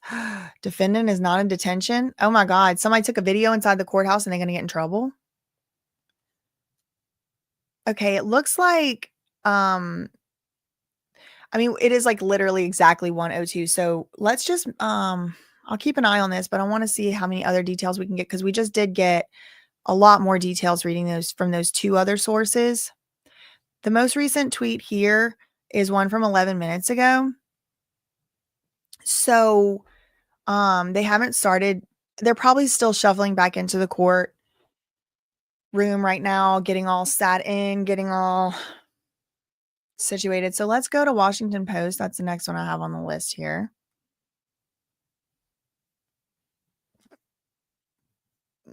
I want to go back to like, oh, that's cool. I like that. What would you call that? Like stylized? I don't know, whatever. I don't know how you call that, like the graphics. It's cute. That's cool. It looks very like hip. Okay. I'm just if you're wondering what I'm doing right now, I'll tell you. I'm scrolling back because now we're reading from all the different sources. Look, a little Rod. He's one of the people that sued Diddy. We're looking at all the different sources of things as we move through here. Waiting for court to resume. They are supposed to be done with their lunch break 3 minutes ago, but it doesn't look like court has actually resumed yet. So I'm just still kind of catching up on different things that happened this morning. Here is Cassie's husband and a security guard. I've seen this security guard somewhere else. Somebody please hashtag hashtag refresh my recollection, please, on who this bodyguard is, because I've seen him somewhere before. That's her husband. Okay, Daniel Phillip concluded. While the jury's on a break, Diddy was in the okay, all right. Look, oh my God, yes. Like Washington Post, they have 7 people on this. And they get the nitty gritty details that everybody else misses, but they do have like 7 people on it. While the jury was on a short break, Diddy's team was in the courtroom discussing issues related to Cassie's testimony, which was coming up next. A defense attorney asked that Cassie's husband, Alex, not be in the courtroom, citing, among other reasons, a quote, threatening text message. Oh, see this detail we did not get? This is our 4th source we didn't get. Apparently, Alex Fine, Diddy's lawyers have accused Alex Fine, Cassie's husband, of sending Diddy a, quote, threatening text message after Cassie sued him. The defense said it may, in fact, call Fine as a witness. Diddy appeared nervous as he went to the holding area for the break before Cassie's testimony. He adjusted his clothes and glanced over at one of his sons. The rest of his family had left the room already. He usually has a big smile for his row of supporters. But this time, he appeared stoic. So it looks like he was nervous. It seems like he was nervous before, a lot more nervous than he has been so far, wondering about how Cassie was going to wobble in here. The government called Cassie to the stand. Her husband was in the courtroom. The defense dropped the objections, and Diddy's family is returning. This was an hour ago. Cassie entered the courtroom in a brown turtleneck, so like brownish, maroonish, different colors are being reported. Ahead of her widely anticipated testimony. The body-hugging dress highlights that she is in the 3rd trimester of pregnancy. The government began asking Cassie about the arguments she had with Diddy over the course of their relationship, and she said the arguments would often lead to physical abuse. He would knock me over, drag me, kick me, stomp me in the head if I was down. Back in court on Tuesday is Lil Rod Jones, a producer who worked with Diddy on his most recent project, the Love album. In a lawsuit filed against Diddy last year, Jones alleges he was forced to solicit S workers and perform S acts to the pleasure of Mr. Combs from 2022 to 23. But Diddy's legal team denied it and said it was pure fiction. This is him right here. Let's see if the court has started back up yet for after the lunch break. They were supposed to be back in 6 minutes ago. It does not appear anything has taken place yet. Here, I'll get to the top here because we already read to the bottom of that one.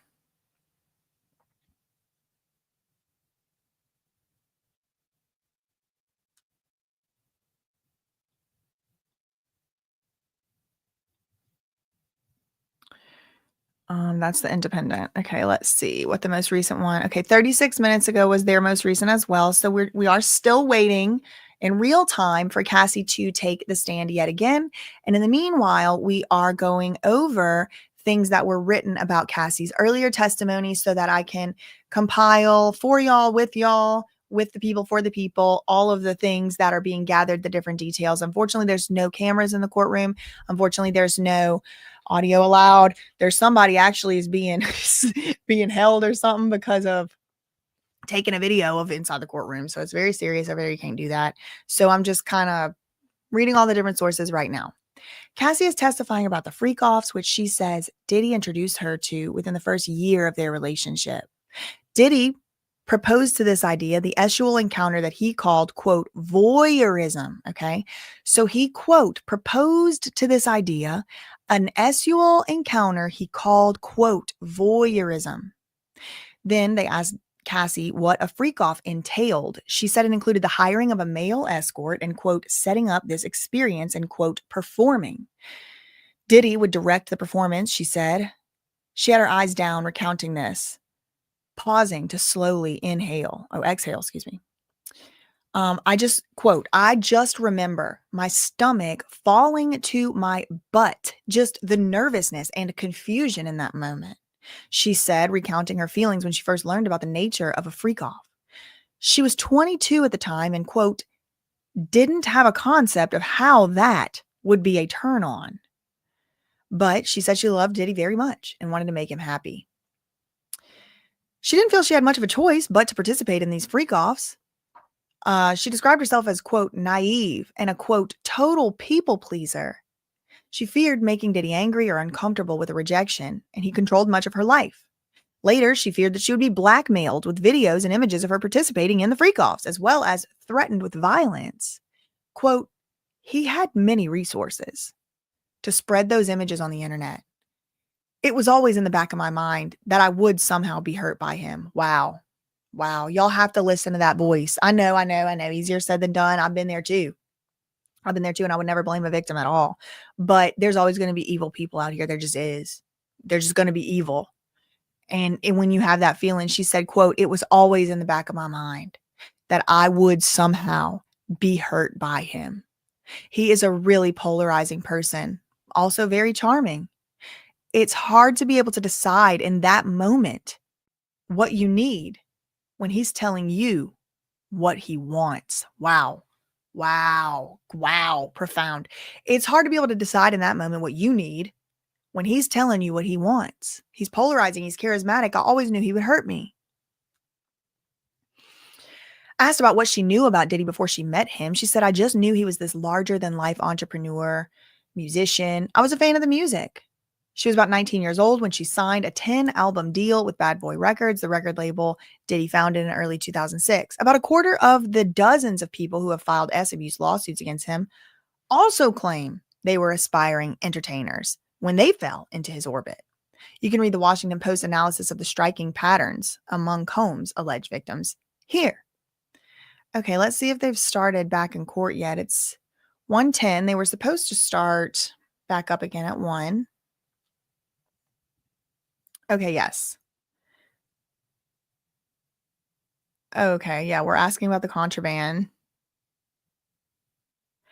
For those asking, here's the complaint, the contraband in the courthouse. It was ammunition. Oh, okay, so it wasn't a video only. Okay. All right, let's see. Nope, he hasn't started tweeting yet from the post lunch. Y'all, he's gotten 12,000 Twitter followers since yesterday. Oh my gosh, he deserves it. Okay. Still waiting for them to start back up, but that's okay. We have plenty details to continue trying to catch up on. Cassie was on her way to massive pop stardom. Then she met Diddy. Okay, that's a story. We won't read that. Okay. The government is going back in time a bit, prompting Cassie to recall her early interactions with Diddy when he was her boss, but not yet her boyfriend. She described Diddy kissing her in a hotel suite around the time of her 21st birthday in Las Vegas. She said she was confused by the kiss. She recalled crying and running off. She was a new artist, quote, didn't know the lay of the land and wasn't used to an executive acting in a sexual and romantic way, she added. His trial will not be broadcast, and sketches are the only visuals to the public. The public will have at the courtroom. On Tuesday, an artist illustrated this moment where Diddy made a heart hand gesture to his family as they arrived. A similar greeting to the one he gave them on Monday. He did the same thing on Monday, like one like this. There's a picture going around. And there you have the heart. Asked by prosecutors why she thought Diddy's company Sorry. When Cassie was asked by prosecutors why she sought out Diddy's company, like why did she want to hang out with him? Not like why did she seek out Bad Boy? She said, I wanted to be around Sean for the same reasons everybody else did at the time. This quote, exciting, entertaining, fun guy who also happened to have my career in his hands. It felt special because not a lot of people got that time with him. After Diddy kissed her at her 21st birthday party, Cassie testified he would invite her to meetings in hotel rooms in New York. Oh, this is new. This is new information. Diddy would invite Cassie to hotel rooms in New York for meetings. She said she felt nervous excitement about these. We were going to talk about music or we were going to talk about what's next. Over this period of time, Diddy introduced her to activities, intercourse-wise. He just kind of made me feel crazy for not reciprocating. After he performed on her for the first time, she recounted, she said she was completely inexperienced at that time. And she was in a relationship with another person. Right. She had a boyfriend already at the time. She traced the beginning of her romantic relationship with Diddy to a trip they took in Miami a few months after her 21st birthday party. It was the first time they had full-on intercourse and the first time she, quote, intentionally took the Blue Dolphin thing. After that trip, quote, we were just together. I'd become one of his girlfriends after that trip. At the time, Cassie thought they might be in a monogamous relationship. She said, I cannot say the word naive enough, describing her mindset at the time. Let's see if they started doing any post-lunch activities yet.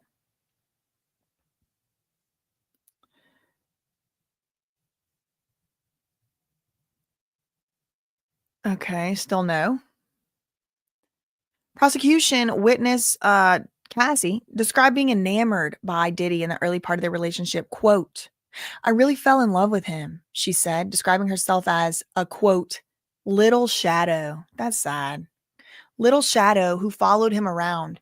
She thought, quote, she thought it was her, quote, first real adult relationship. But as the relationship continued, Diddy exercised more and more control over her life, including like how she looked, who she could speak to, what she was working on that day. This is all what she testified. She said he was quote, an incessant caller. And he would have staff, assistants, security continuously pester her, quote, until he found you. During her testimony, she has been pausing to take slow, deep breaths. She also has been running her hands over her belly and adjusting herself in her chair. She testified about the, quote, psychological abuse she experienced with Diddy. She said that she always had to be working on something, and Diddy would check in to make sure she was doing so. This included submitting a list of songs that she was working on to him. A lot of the things I did, meaning the songs, actually didn't come out. She described the tasks as busy work and, quote, just control over what I was doing every minute of the day. When Cassie would ignore Diddy, he would call constantly and sometimes send a security agent or a trusted assistant to her home. It was part of Diddy's security staff's job to keep an eye on her, part of their job. Recalling her first time in LA with Diddy, she said she moved there because Diddy wanted to be closer to his kids, some of whom were living in California at the time. She wasn't ready to be out of New York. She was in love. She wanted to be near him, so she moved. Before that, she described being gifted a New York City apartment by Diddy. He paid the rent and lived nearby. She said Diddy also paid for some of her apartments in LA, had his own keys, and would enter, quote, whenever he wanted. She described recording hundreds of songs over the span of her relationship with Diddy, enough to comprise 9 albums for her 10-album record deal. Okay, so that's news, that she actually did record enough songs to actually make 10 albums, but she only made 1 album. And 9 of them, she had signed a deal for a 10-album deal. Like, ostensibly, she's still underneath that deal. I don't know if she ever got let off.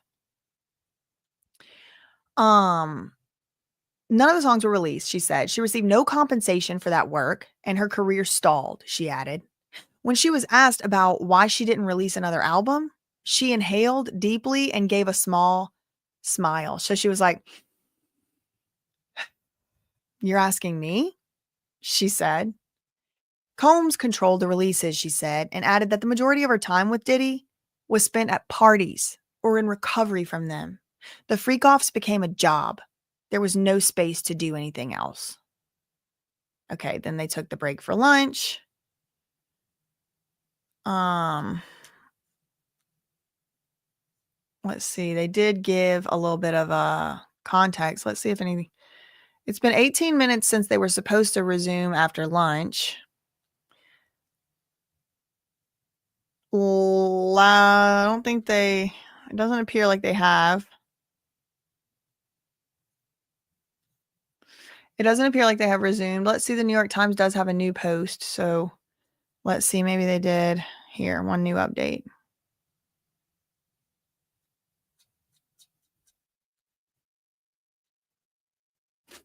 That is so funny. They're trying to make it seem like that's like Cassie's court picture.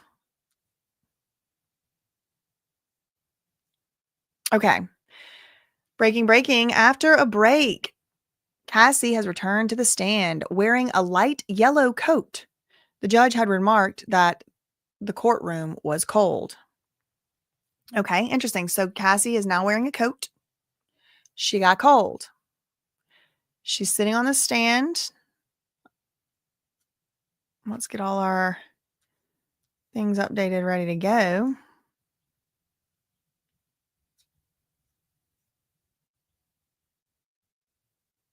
Court is back in session, according to NBC News. The defendant's former partner, Cassie Ventura, returned to the witness stand and following the court's lunch break.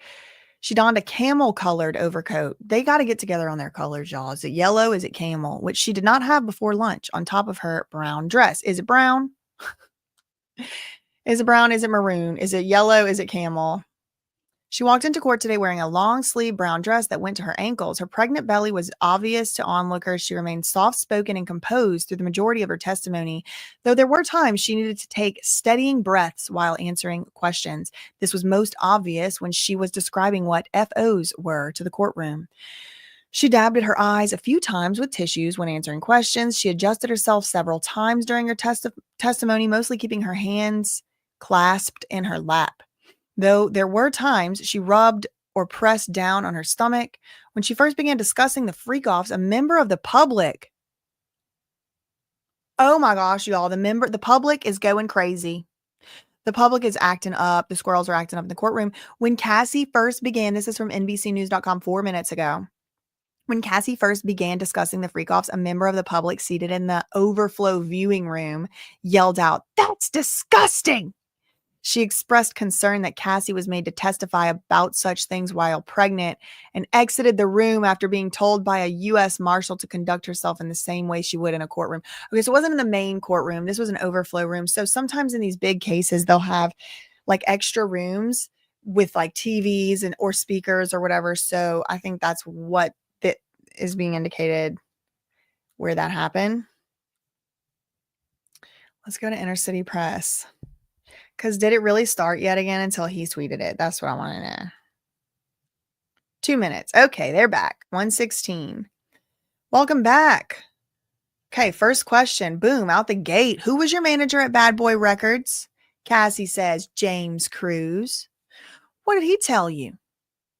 Cassie said that he was managing me with one hand tied behind his back. He had to check everything with Sean. Woo, breaking news. He was managing me with one hand tied behind his back. How did you make money if your records weren't being released? She said I did hosting parties when Diddy approved them. What comments did Diddy make about your physical appearance? She said that I look too Mexican with my hair like that. Wow. Wow. I didn't know Cassie was Mexican. Viva Mexico. I love Mexico. I really love Mexico. I would live in the Yucatan for like half the year if I could. Peninsula. Okay. Here we go. 4 minutes ago, we have something from the Independent. Cassie says freakoffs with Diddy lasted up to 4 days. Participated in. It became a job. So much of a job that her music career suffered. She was unable to release hundreds of her songs. Early in her testimony, prosecutors asked her about the so-called FOs, which were orchestrated S parties held at Diddy's request that would set up this experience so that I could perform for Sean. She was confused and nervous at first. He controlled a lot of her life, whether it was her career, the way she dressed, everything. I just didn't have much say in it at the time. She is so beautiful. She really is so pretty and cute. Okay, let's see if we get anything else. So she's being asked right now by the feds, the prosecutors. Cassie's on the stand right now, and we just learned she's expected to perhaps be on the stand the rest of the whole week. Like, she's the one.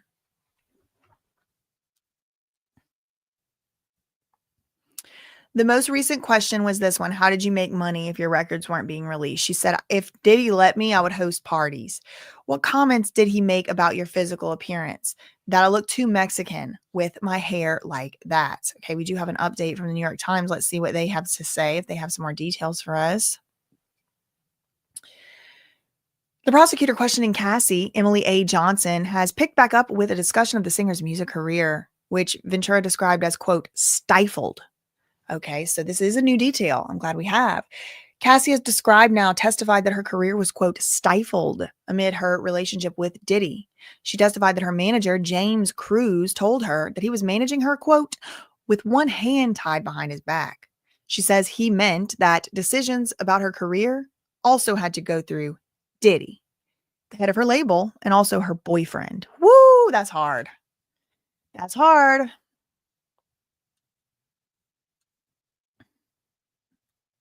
Okay, I'm just looking at our other sources here. What is this one? Washington Post. The court is back in session. Cassie back on the stand, now with a long coat. The judge asked if she was a bit cold. She nodded. And the person, the reporter is like, can confirm the courtroom can be quite cold.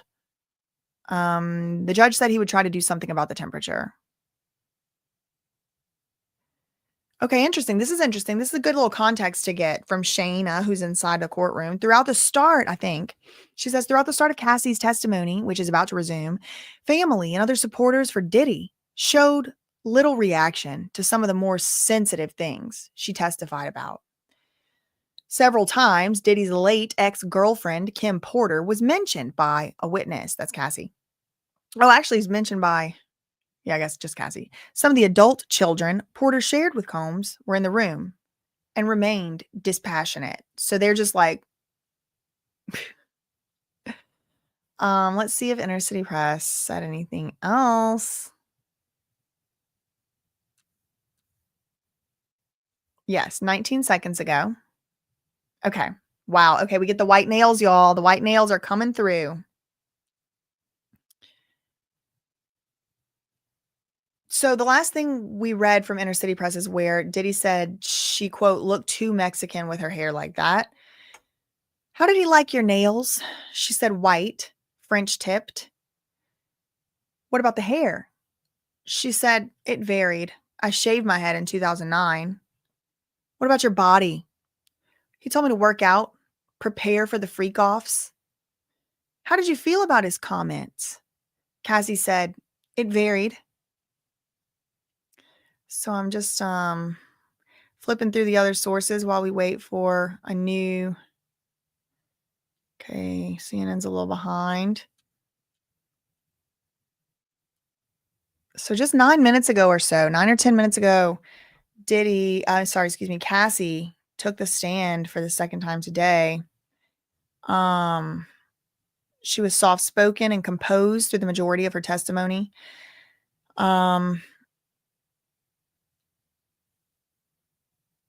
Somebody had an outburst in the overflow room screaming, "That's disgusting."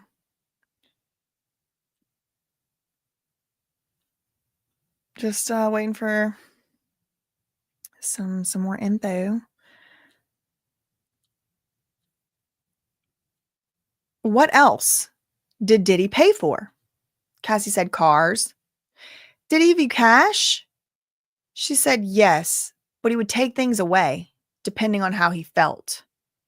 She said, what else would he take away? Cassie said, my self-confidence. Who would take things away? The prosecutor asked. Cassie said, staff. The staff. And she said, I assume staff. And then objection, because you're not supposed to assume stuff. You're supposed to just say what you know. Okay, the judge said, true. Jury will disregard that last answer. Who took your laptop and phone? Oh, interesting. Okay, so now, wow, she would lose her laptop and her phone as a punishment. Breaking news 1 second ago. Cassie is testifying right now on the stand that whenever she was being, quote, punished, Diddy would have the security take her laptop and her phone. How long would they be gone for? Cassie said, yes, it does, Miss SpaceX. Cassie said, however long I was being punished for, that's how long he would take the phone and the laptop. Miss SpaceX said all these details establishing the control he had day to day about everything sounds almost like Britney. My thoughts exactly.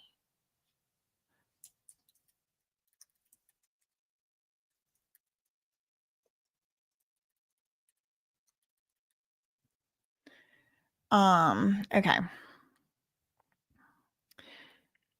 Let's see if there's anything else new. We do have a new New York Times update. Let's see what they're saying. She describes Diddy's close attention to and control over her appearance. She says he commented on it daily and made specific demands. He preferred her nails to be painted white or French tips, and discussions with her about her implants, and said at least once that her hair looked too Mexican. This right here is a new detail. It was the implants. He had discussions with her about implants. She says she spent a lot of time grooming herself for the freakoffs. I had to look a certain way during freakoffs, adding that the tenor of his comments about her appearance had a major effect on her self-confidence. So she's saying, I was grooming myself all the time for these freakoffs. At times in their relationship, Cassie says, Diddy or his security would take away her electronic devices, including her laptop and phone. This sounds like Dahlia Takali. She's not even allowed to know what day it is. She would, according to her, she told police officers about it. She would get them back eventually. She said, quote, it depended on how long I was being punished for. Wow. Let's see if we have anything new from Inner City Press. Shout out to Inner City Press reporting live from inside the courtroom. That is the most recent from him. Let's see if we have anything new here.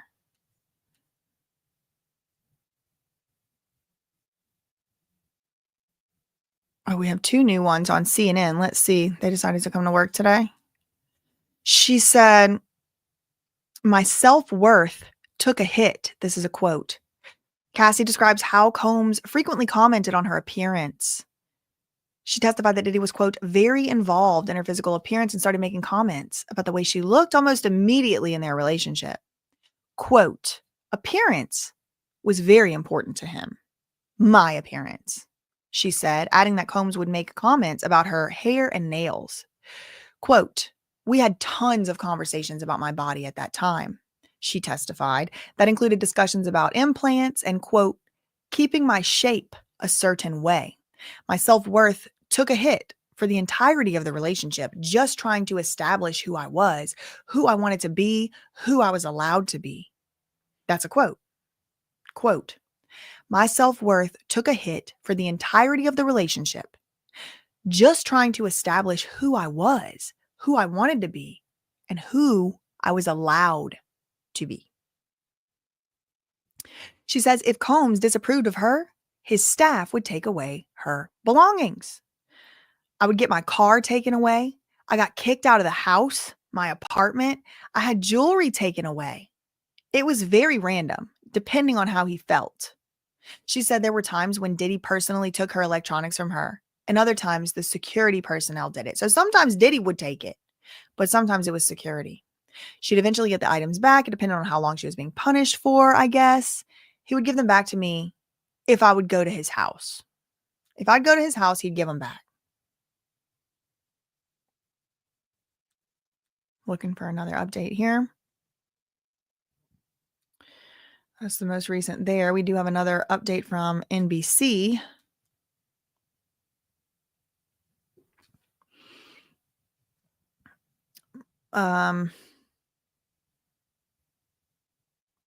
Pretty much the same stuff. Oh, there's some details. There's some new details. My appearance very important to him. Some days he would want me to be really sexy.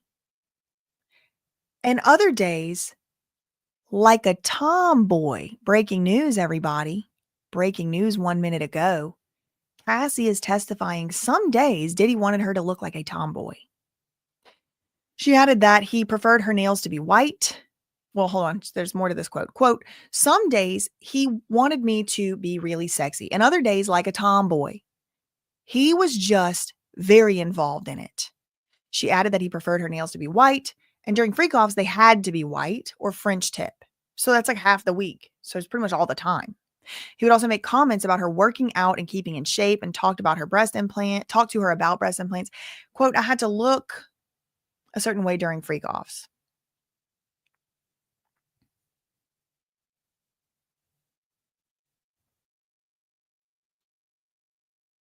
Eight seconds ago, we got another tweet.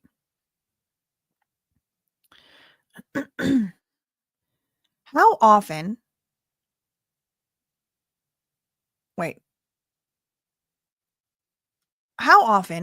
were you in contact with Diddy's staff? She said, daily. Who are these people in this photo? This is the feds. It's the prosecutors. Now, Diddy's lawyers are going to get a lot of chances to go back and forth on this. They're going to get their turn, and it's going to probably be pretty brutal. Who are the people in these photos? Cassie said Christina Karam and Miss Fletcher. What did you call Miss Karam? She said KK. And who's this? D-Rock. He was Diddy's security. Okay, so breaking. We got some more names. KK, Christina Karam, we already had. Miss Fletcher, don't know who that is. And D-Rock. We have D-Rock. That is Diddy's security. See some of y'all's. Welcome to memberships, L. Welcome to memberships, Michelle. Welcome to memberships, Candace Mullins. JC member for 5 months. Is Daniel an alias too? I'm wondering if SEO question was because the witness didn't appear to meet the... I have no idea, girl. Your guess is as good as mine. Thanks so much, Ashley, for the $1.99 super sticker. Thank you so much, Saturn Mayor, for the $5 super chat. Your squirrel song and Diddy song made me my crappy day better. Yay. Thank you again for the $5 super chat. Thank you, Nicole Hicks, for the $1.99 super chat. I really appreciate that. Thank you. Thank you so much for covering this trial, and you're continuing to make Louisianans very proud. Yes, Liz Le Bon Temps Roulette. Thanks so much. Thank you so much, fellow, probably my cousin. Everybody in Louisiana's cousins. Y'all didn't know. Well, I guess not everybody, because then people got to get married. A lot of people. Thank you for the $4.99 super chat. Again, thank you, Candy, for the $5 super chat. Thank you for all you've done and you're doing. You're welcome. You're welcome. Let's see if we have any new tweets. We do have Cassie saying she was in touch with the staff daily. The girlfriend was in touch with the staff daily. That's the most recent. Let's see if there's any more other updates on these other ones.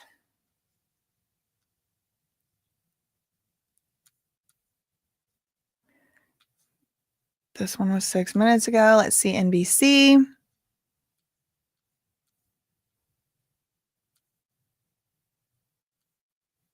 No. 5 minutes ago. Let's see. What about Washington Post? These are our detail queens over here. They really do get the details nobody else gets. 5 minutes ago. Cassie is testifying that her control-obsessed ex-boyfriend, Sean Combs, was intensively involved in her appearance throughout their relationship, making comments and demands daily. She said Combs would tell her, I look too Mexican with my hair like that, or I need to have my nails done in a certain way. She told the jury that she and Diddy discussed whether she should get implants and that her look during freakoffs was especially important to him. Some days he would want me to be really sexy and be his woman on other days. I don't know what that was about. Let's see. New York Times has an update. Let's see what they have going on over here 1 minute ago. The prosecution has shifted to focus on associates of Diddy, with whom Cassie had contact. One is Tony Fletcher, a former bad boy executive. Cassie says she discussed financial issues with her. Tony Fletcher, a former bad boy executive. Breaking, this person. I need to keep a note here. Breaking. Tony Fletcher, former bad boy executive. Cassie said this is who she would discuss financial issues with. Another is Christina Karam, who was once a chief of staff for Diddy and knew the ins and outs of Cassie's schedule. She's now identifying members of Diddy's security detail.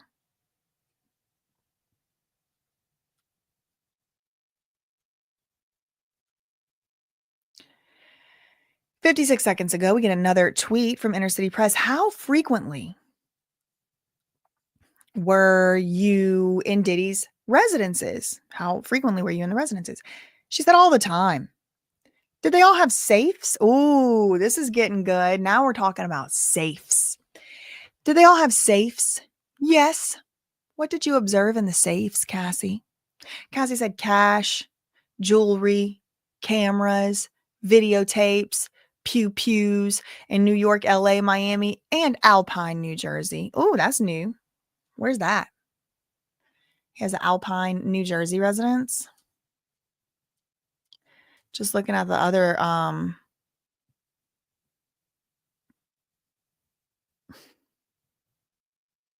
other sources. Who is this? Oh, this is the Emily Johnson. This is the artist rendition of Emily Johnson.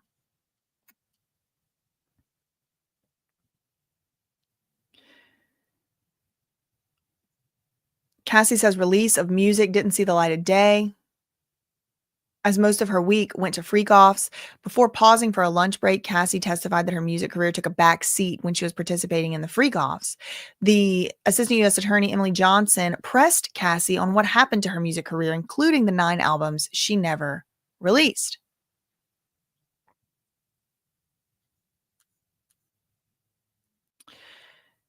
Do you, y'all, breaking, Suge Knight has entered the chat. Do you recall, oh my God, Suge Knight has entered the chat. Do you recall an incident between Diddy and Suge Knight? Oh my God, y'all, it was mid-freak off. Do you recall an incident between Diddy and Suge Knight? Cassie says, yes. We were having a freak off in LA. D-Rock came in and said Suge Knight was down at a diner.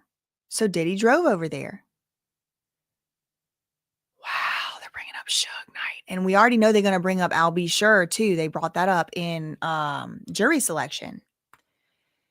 Wow. So they were in mid freak off. We were having a freak off in LA. One of the security guys, D-Rock, came in and said Suge was down at a diner. And here comes Diddy, I guess, leaving the freak off to go over there. And the assistant U.S. attorney said, what was your reaction? Cassie said, I cried. I said, don't do something stupid. You know he was going over there to do something stupid too. Let's see.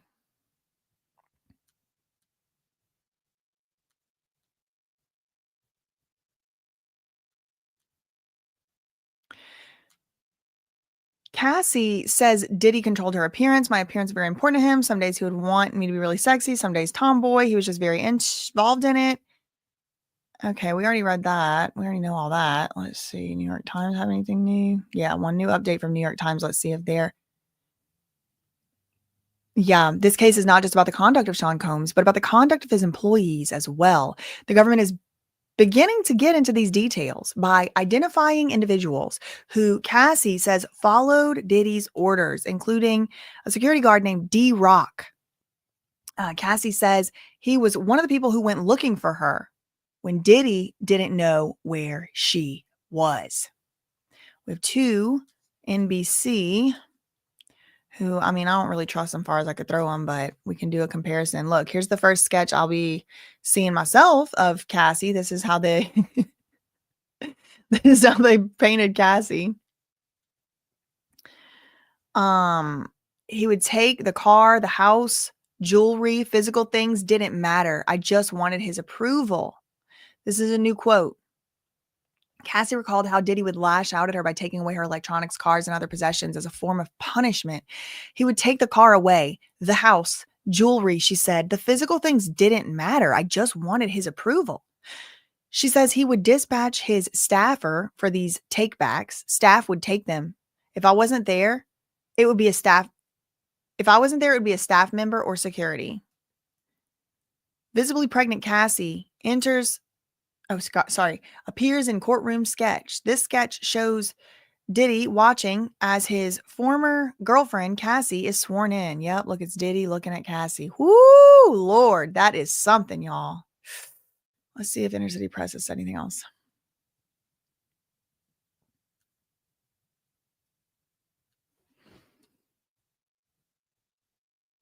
Oh my God, this is, we talking about pew-pews. We talking about Suge Knight. This is just flying off the shelves, y'all. I mean, my God. Oh my God. Do you recall? Okay, so were you ever handed a pew-pew? Yes.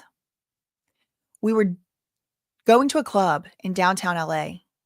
We had taken magical you-know-whats. I was you-know-where.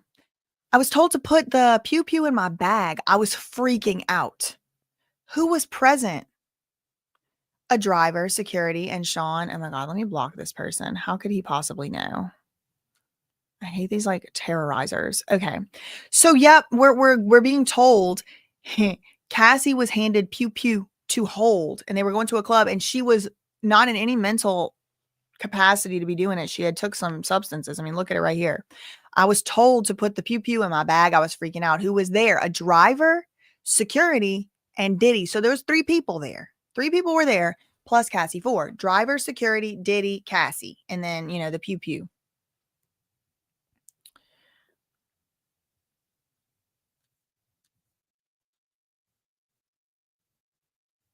Let's see if anybody else is saying anything. We'll go to the Independent next. Nope, nothing new there. Let's go to New York Times. Nope, nothing new there. Let's go to Washington Post. Our details queens. I need to refresh on this one. I don't think it automatically updates. Just reading live trial updates from inside the courtroom as they occur. Detailed physical abuse knocked me over 5 minutes ago. Ask about Tony Fletcher. We already talked about that 4 minutes ago. That's where we got the sketch. NBC's kind of like actually pretty slow. I think that's probably going to be the latest. Yeah. And then CNN has an update. Let's see what they have to say. They have an update.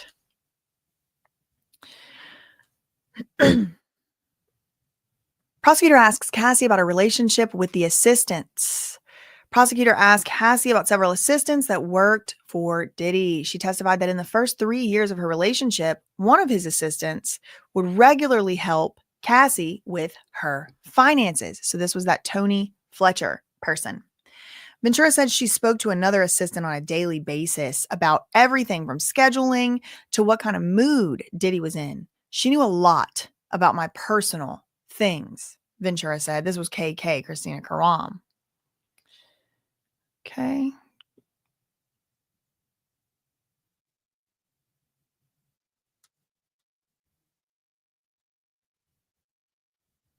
One minute ago.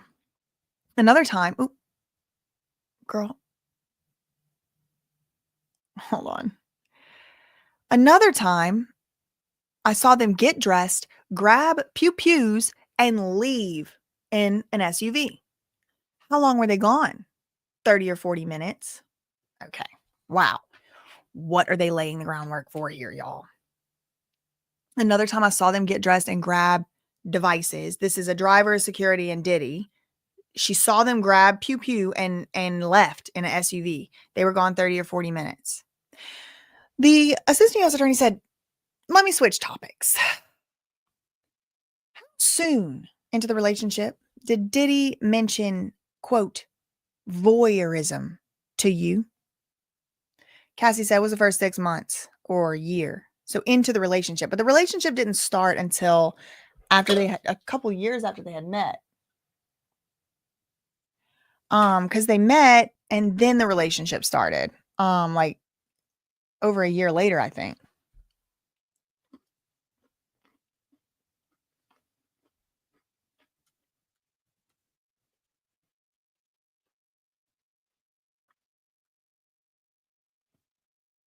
Okay. Another CNN update. Let's see what they have to say. She describes seeing cash, jewelry, tapes. Breaking news, breaking news. Cassie Ventura describes seeing tapes in Combs's safes. I don't know if I just missed that or if maybe Inner City Press didn't type that. But CNN 1 minute ago is reporting, holy crap, this is a huge breaking news 1 minute ago, y'all. Cassie Ventura said Diddy had a safe in every one of his homes. And she said she would occasionally access them to get money for him, get him money or something else. There was always cash, jewelry, and sometimes tapes, SD cards from cameras, and pew pew, depending on the safe. She testified that she saw guns in Combs' residences in 4 places: New York, LA, Miami, and New Jersey. Okay, so breaking news, Cassie Ventura is describing seeing tapes and SD cards.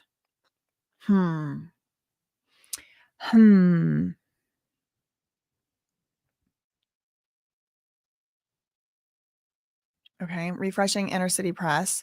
Now, in about 40 minutes, I'm going to take a short break of about 45 minutes so that I can eat and stuff. This is not going to be for another like 40 minutes or so, but while that's going on, I do have a video premiering as well. Y'all can go and check that out, and then I'll be back live again.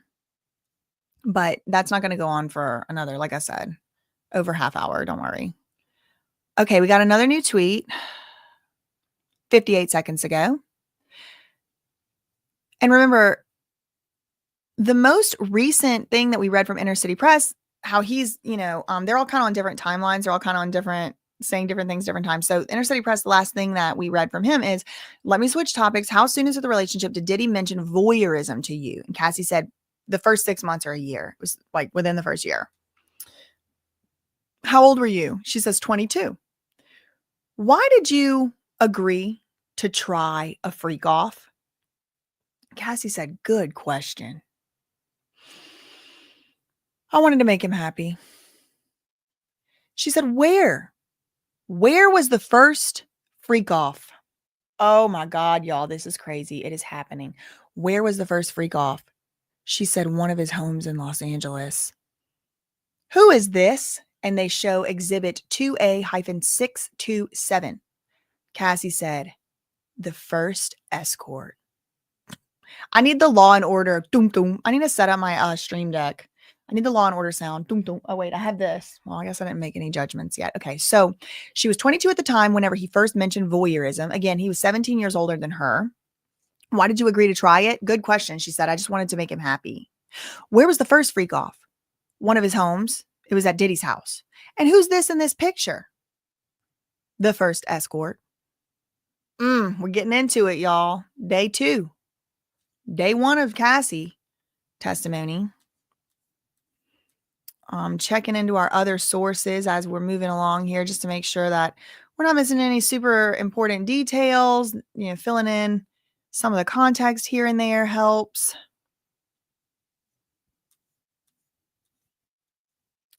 Nothing new in the New York Times. Checking out the Washington Post.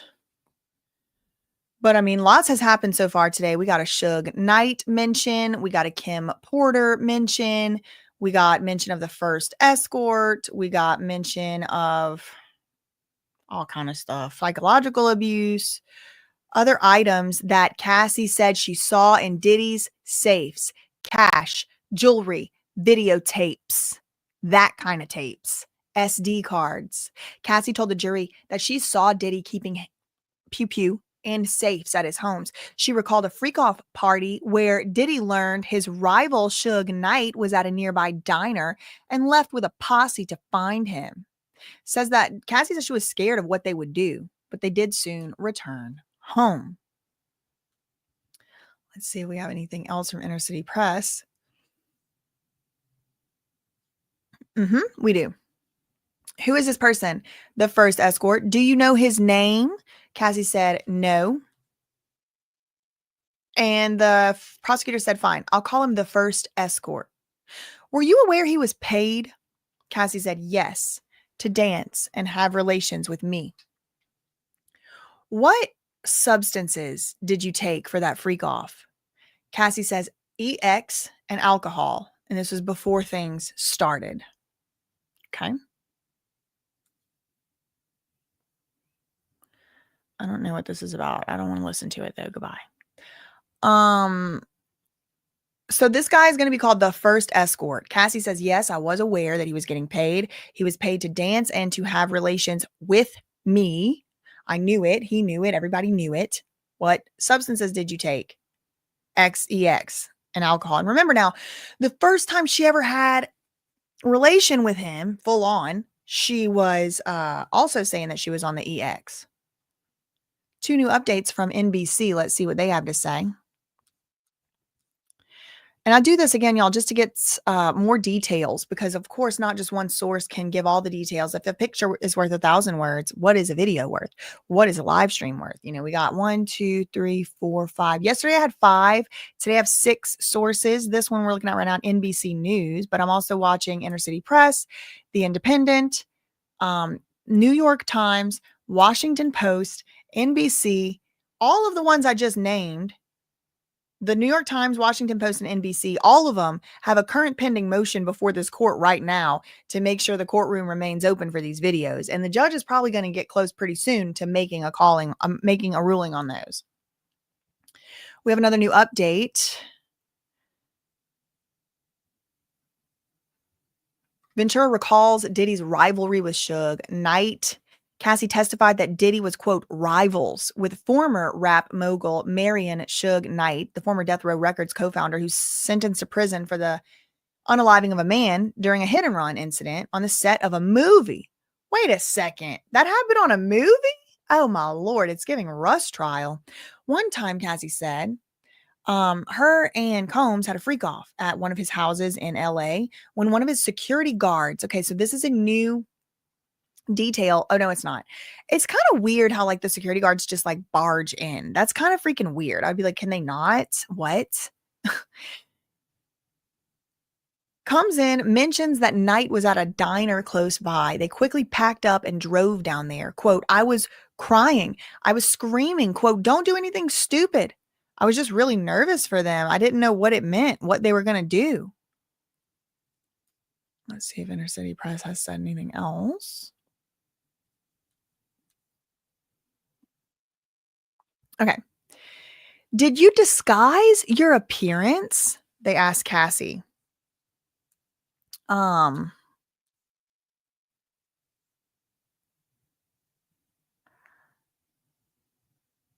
Yes. Diddy said we would disguise ourselves. I wore a masquerade mask. What was a session in a freak off? Okay, so we're getting new lexicon. We're getting new vernacular here. What was a session in a freak off? A session, quote, until the escort finished.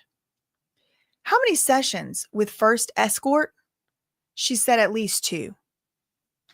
So I guess they're just laying the foundation, because I guess they're going to stay like, oh, we had such and such so many sessions with a person or whatever. We had this session. It was like many sessions. Like, what's a session? She said, well, when we start with the escort and then when the escort is done. How did you feel? She said, I was in the clouds. I didn't feel much. She said dirty and confusion, and that he was happy with me. Dang. Wow. Dirty and confusion, and that he was happy with me. Why did you feel you couldn't say no? I didn't want to make him angry or upset after he had shared this part of himself with me. Wow. This is, whoo, Lord, look at Jonathan Oddie. Oh my God, this is crazy. Oh my God. So she felt confused and dirty, but not much. She said I was out of it, but I definitely felt that he was happy with me And I didn't feel like I could say no because I didn't want to upset him after he had disclosed this to me, like maybe feel like she was judging him or something. We have an update from the New York Times website. So let's see what they have on their live updates. She testifies about a time when she and Diddy were having a freak off one of his homes. One of his security guards, D-Rock, came in and alerted him that Suge Knight was at a diner in the city, immediately started getting ready to go meet him, made her scream and cry in fear. They all left in an SUV. She was handed a pew-pew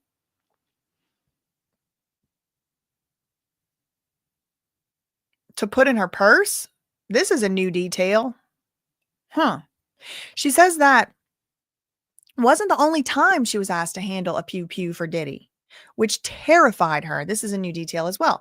Cassie, 2 minutes ago, quote, terrified that she had to carry the, GUN. This testimony mirrors an account from her 2023 lawsuit. Yes, it does. We have an update from CNN. Let's see what they have to say. She said that she actually was shocked when Diddy first mentioned voyeurism. The prosecutor turned the question back to voyeurism, and Cassie said that Diddy presented it to her within the first 6 months or a year of them dating as a fantasy he had. Quote, new quote, less than a minute ago, quote, he would want to see me with another male having sexual interaction. He also brought up swinging, she said. She said she was shocked when Diddy first told her about voyeurism. I did not know how to react. I didn't want to upset him if I said that it scared me or if I said anything outside of, okay, let's try it. Eek.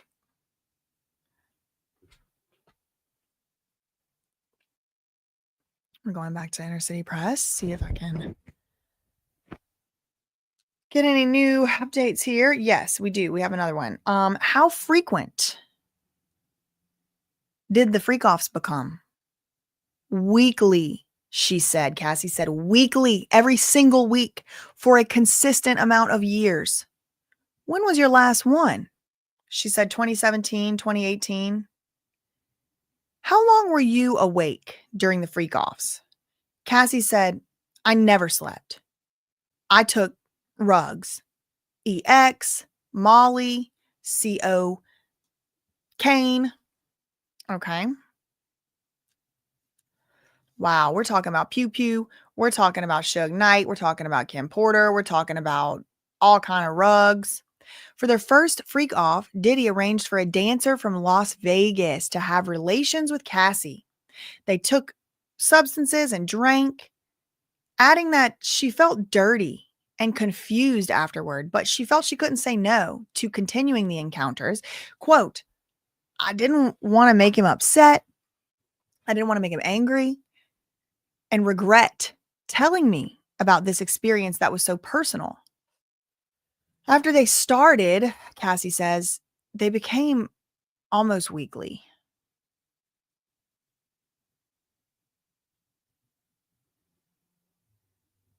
So is it weekly or almost weekly? I don't know.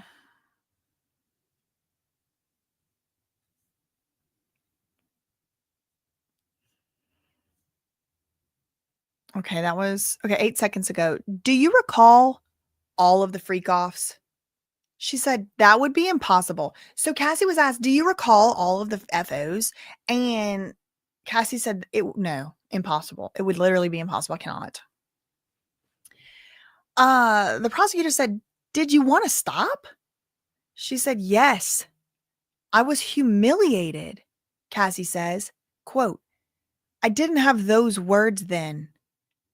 I couldn't talk to anyone about it. Breaking news, Cassie is sobbing. Did you ever tell him you didn't want to? She said, yes. Wow. Do you recall all of the freak-offs? That would be impossible, Cassie said. Did you ever want to stop? She said, yes. I was humiliated. I didn't have the words then, but I couldn't talk about it to anyone. And then she breaks down in tears. That is sad. I do feel really bad that she has to testify. And it just makes me wonder, like, this is the only crimes they could have found him on. There was no financial crime. There was nothing else. They had to bring all these people up on the stand. Like, I mean, if he did it, he should face justice. But facing justice, this is what it entails. And it's sad. Like, she's pregnant. Her husband's in there. She's crying.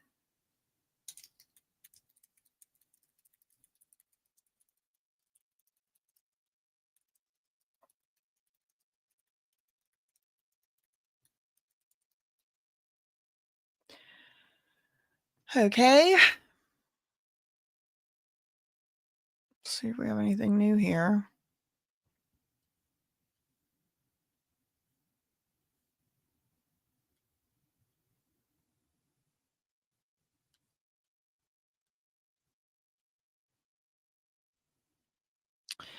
Six seconds ago, I brought it up gently. I didn't want him to just do it with someone else. Were you able to express your concerns to him? Defense. Objection. Leading. Judge. Rephrase, please. Okay. New question.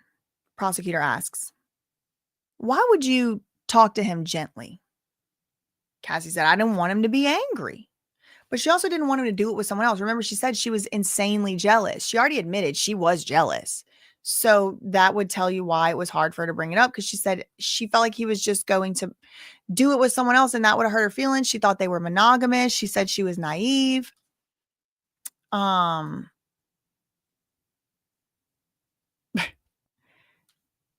We're having a freak off in one of his homes in LA. And he said Suge was at Mel's Diner and we packed up. So she went too. I was screaming and crying. Okay, wait. Okay, yes. Okay. Whew. I'm glad we're reading all these different sources, y'all, because we're getting more details that does fill in the context, fills in the blanks. Cassie they didn't leave her there. They took her mid freak off. It's not funny. It's obscene and it's absurd. Okay, it's not funny. I laugh because it's just shocking. Sometimes laughing is a reaction to shock. We were having a freak off in one of Diddy's homes in LA. And he said Suge was at Mel's Diner and we packed up and drove down there. I was screaming and crying, please don't do anything stupid. I didn't know what they were going to do. And on the other source, one of these, I don't remember which one it is, they said that, what is this one right here? Yeah, look. That is one of the times she was told to put a pew-pew. Look, they all left in an SUV. She was handed a gun to put in her purse. She says that was not the only time she was asked to handle one for Diddy, and it terrified her. The testimony mirrors an account from her lawsuit. Let's see if we have anything else new.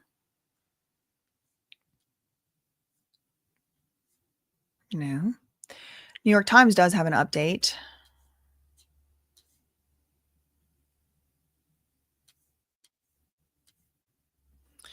She testifies that the freak-offs could last 2 to 3 days with no sleep, despite her desire to get rest. Rugs helped keep them awake. She was choking back tears. She testifies that the encounters made her feel, quote, disgusting and, quote, humiliated. She says Diddy was a different person during those events. Quote, his eyes go black. The version of him I was in love with was no longer there. Oh, wow. 1 minute ago. That is a big quote, y'all. Quote, his eyes go black. The version of him I was in love with was no longer there. Diddy became a completely different person during those events. She felt disgusting. She felt humiliated. She wanted and desired to rest, but she was not allowed to. She was instead given rugs. This is what she is alleging.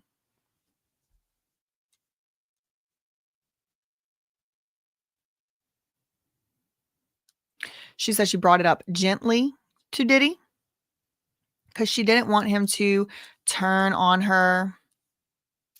Didn't want him to do it with anybody else either because she was in love. She was insanely jealous, she says.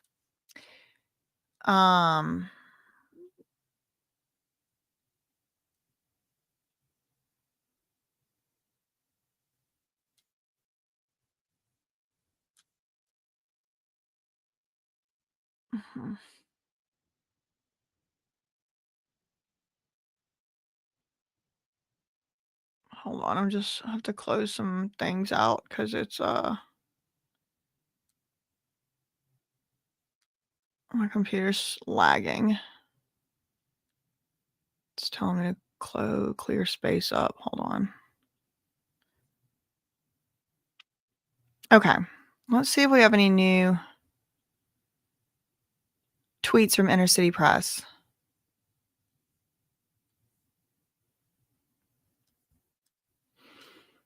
We do, 12 seconds ago. What is this? Cassie says, email between me and Diddy. What did you call him? Cassie says, Pop Pop. Why? Cassie says, he asked me what I called my grandfather. I did it. But now I think it was disrespectful. Tell him. Cassie said Diddy, and this was in her lawsuit. Cassie said Diddy made her call him Pop Pop because that is what she called her grandfather. She wanted to be called what? Diddy wanted to be called what Cassie called her grandfather. What do you call your grandfather? She said Pop Pop. He said, okay, now that's my name. Now, is that true? I don't know. I wasn't there. But there's apparently some evidence suggesting this. And they've just brought up emails. Okay, we have 3 updates from CNN, but let's make sure. Yeah, okay. Let's see. Oh, there's Suge Knight. Suge Knight. Okay, what do we have here? Ventura says, just 1 minute ago, Diddy directed every detail, including the lighting. She's now testifying the first time she participated in a freak-off, she was about 22 years old when Diddy first asked her to have it. When asked why she agreed, she replied, good question. I wanted to make him happy. Ventura testified, Diddy arranged this one. The first one Diddy arranged for a male escort to participate and that they, quote, took substances and drank. She said she took the narcotics Diddy gave her before they started. She said he managed every detail, what she wore, including the mask, to disguise their appearances. Every single freak off was like directed. This is a quote. Every freak off was like directed by Diddy. Like he knew specifically where he wanted everyone to be, the lighting and such. So over that first session, we just kind of like ended up getting closer and closer and eventually had to put oil on each other. She said she felt mixed emotions after her first freak off. I was high, so there wasn't too much feeling, but she recalls feeling, quote, dirty and confusion. But she felt like, okay, he's really happy with me. She described staying awake for days at a time against her will. Asked how she could stay awake that long, she said, quote, the drugs honestly helped. She testified that she would take these substances and Diddy would decide when the freak-offs would end. He would tell her at some point a session would be the last one and she would think, hopefully that would be the last one, she said.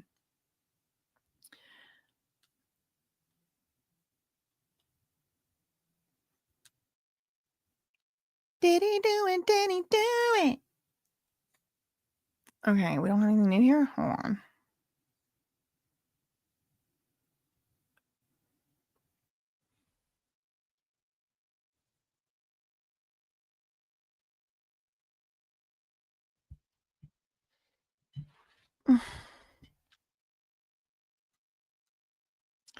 Where's the Jenny thread?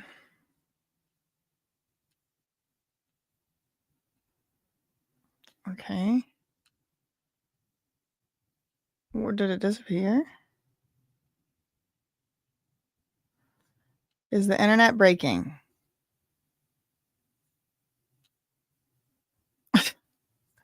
Where is the most recent one? Hold on, I just gotta find it.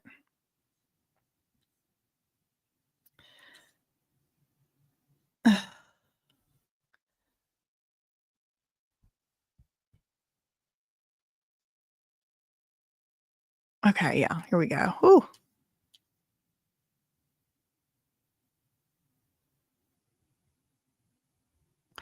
Okay, so last tweet we read was about calling him Pop Pop. What did you write?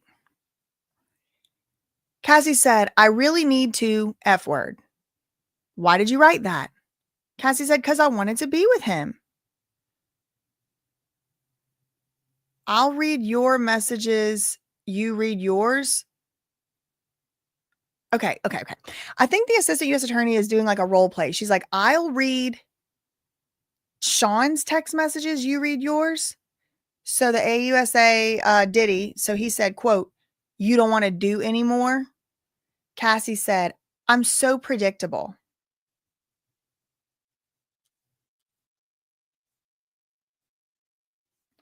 Did they like hide this thread? It's like hard to find now. Now it's not even up at the top anymore. It's aggravating. Hold on, y'all.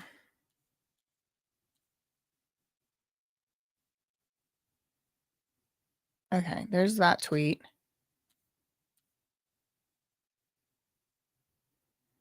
Yeah, some jurors are not going to like it, girl. Okay, I do see there's 3 updates on NBC, so maybe they have some more details filled in. Let's see. She felt disgusting and humiliated during freakoffs. Okay, Combs confessed voyeurism fantasy before proposing freakoffs. He had a Sean P. Diddy Puff Daddy Combs had a voyeurism fantasy, according to Cassie, mentioning it to her the first 6 months of their relationship. He described it as a fantasy where he would want to see me having sexual interactions with another male so he could watch. She said in court, adding that she agreed because she didn't want to upset him. She said she was 22 when he first proposed the freakoffs. Quote, "I loved him. I didn't want him to think I thought anything bad of him." Drug-fueled ORGIES were a regular element of Cassie's time with Diddy, even though she hated virtually every moment of it. She testified, "I felt pretty horrible about myself." Quote, "I felt disgusting. I felt humiliated. I didn't have the words to show how horrible I felt. I couldn't talk to anyone about it." And this is where she kind of broke down and started crying. She recalled drinking and taking substances when first having the relations with this person that Diddy hired for Diddy's entertainment. "I was in the clouds, so I didn't feel much. Did this really happen to me? I didn't know what was going to happen after that. If we were going to do it more frequently, I did say yes to more, but I didn't want to make him upset or angry." She got emotional in court this afternoon when she was asked what she enjoyed about being with Diddy. She was crying and grabbed a tissue. She said, quote, "When we had one-on-one time, when you care about somebody and love them, you don't want to disappoint them." New York Times has given an update. Cassie says that she wanted Diddy to know that these freak-offs made her feel horrible and worthless, like she had nothing else to offer as a person. She says she expressed those concerns to him multiple times, but he was, quote, "pretty dismissive." So she said, I did bring it up to him. I told him I wanted him to know that they make me feel horrible and worthless. Like I don't have anything else to offer. It's the only thing he wants from me. She says she expressed those concerns to him multiple times, but he was, quote, "pretty dismissive."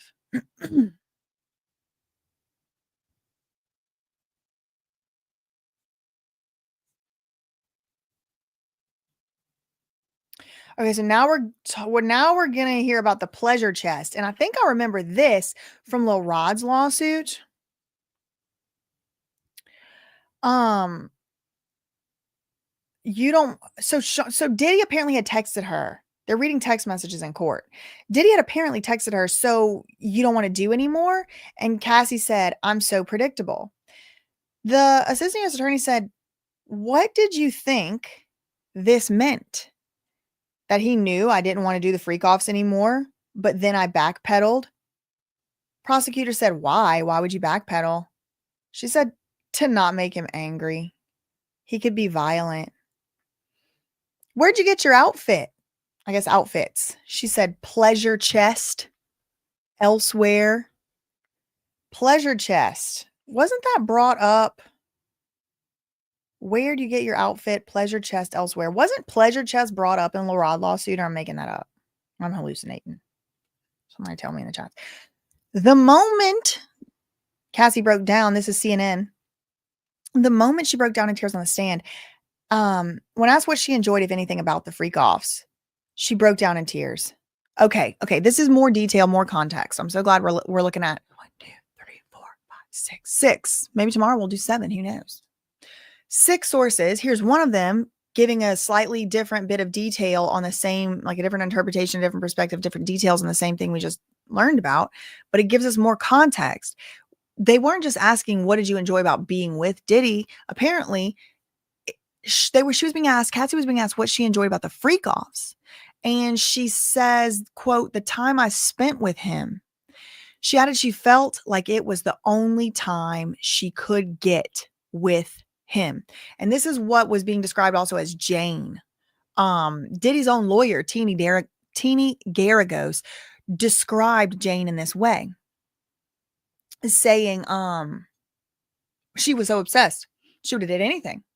Cassie says the only time I could get with him, quote, I felt disgusting. I felt humiliated. I didn't have the words to put together at the time how horrible I really felt, and I couldn't talk to anybody about it. She tried to bring it up gently about not wanting to do the freak-offs. She said, quote, I did not want to upset him or make him angry with me for even sharing it. But I would just tread it lightly when I brought it up. Sometimes I would email him about it. I didn't want anything bad to happen. Sometimes I would email him about it. I would just tread lightly when I brought it up, and sometimes I would email him about it. We just got another update from CNN less than 1 minute ago. Early in their relationship, Diddy wanted Cassie to call him by her grandfather's nickname. He asked me what I called my grandfather, and I said, Pop Pop. I thought it was weird at the time, Cassie said. And now I just feel like it was disrespectful. He called her Cece, which she said stood for Cassie Combs. Like Ava Baroni Combs or something else. I'm just wondering. I'm just curious. CC. That's what he would call Cassie. That's a new detail we just getting. 29 seconds ago. Did you get piercings? I think it was what goes inside your bra piercings. She said, yes, Diddy came with me. Which of Diddy's homes did you have freak-offs in? Miami, New York. Okay, this is interesting because remember Tanea Wallace from Soft White Underbelly, who was supposedly scouted in the streets to go do an interview with Mark Leta on Soft White Underbelly. She claimed she went to like a freak-off party at Diddy's Miami home.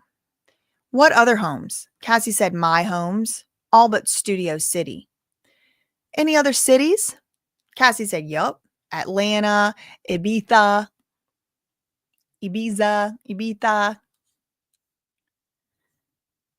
Let's refresh. Diddy went with her to get piercings. That's the most recent there. Let's check out the Independent.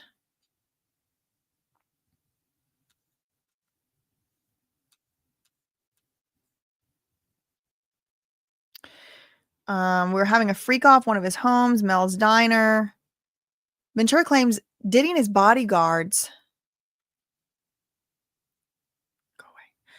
armed themselves with pew-pew, dressed in black clothes, and left. I was crying, screaming, don't do anything stupid, really nervous for them, didn't know what they were going to do.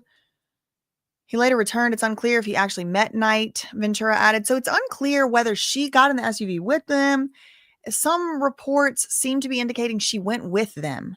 Some reports seem to be indicating that she did not. It's unclear to me. Updated just now, one new update on the New York Times. The jury has now seen emails between Cassie and Diddy from 2010. Breaking new evidence. The jury has now seen. Her contact name for him in her phone was Pop Pop. She testifies that he made her use that nickname because it was what she called her grandfather. I thought it was weird, she says. In the email exchange, Cassie, so we're getting more details about what was in that email exchange, what emails Cassie was looking at like a few minutes ago, maybe 10 minutes ago. In the email exchange, Cassie makes an SUL invitation to Diddy. And Diddy responds by asking, want to call someone, referring to an escort. She replied she just wanted to be with only him. And she wrote that she wanted to talk to him about something. Wow. This is so much more context, y'all. Look, like 2 minutes ago, we have the email or some quotes from it. This was in an email between Cassie and Diddy. And the email, Cassie says to Diddy, want a SUL encounter? And Diddy said, want to call someone for an FO, a freakoff. She said, not really. I just want to be with only you. And I want to talk to you about something. He said, quote, now you don't want to do anymore. I already know. And then he said to her, you so predictable. She testified that she interpreted that as him dismissing her expressions of discomfort with the arrangement. Okay, I mean, I could see that. That's interesting. Now you don't want to do anymore. I already know. You so predictable. So kind of guilting her, shaming her, whatever, guilting her, guilt tripping her for not wanting to do the freak offs. So now we have a new tweet from Inner City Press.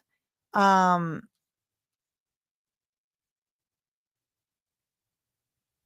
what hotels in New York did you have freak-offs? Trump, Gramercy. The prosecutor said Intercontinental. She said 44th Street. Yes. Anywhere else? Mandarin Oriental, Fontainebleau. What names were used? Jackie Starr, I used. Frank Black was another name that was used. Those names are about to be looked up in all hotel databases now, somebody said. Yeah, I can't stand these people. Goodbye. Like anybody that's just posting just nasty, nasty stuff, I just block them. I don't want to see it. I do not consent. It's disgusting.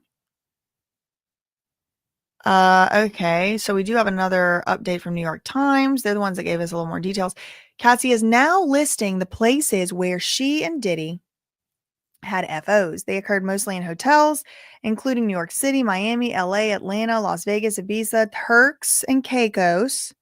This is where Brittany says her favorite place to go vacation. She says she sometimes booked the hotel rooms. Sometimes Tony Fletcher booked the hotel rooms. They would book under pseudonyms, including Frank Black and Frank White. That's funny names to choose. I'm seeing if we have any updates from Inner City Press. Then we'll head over to Washington Post.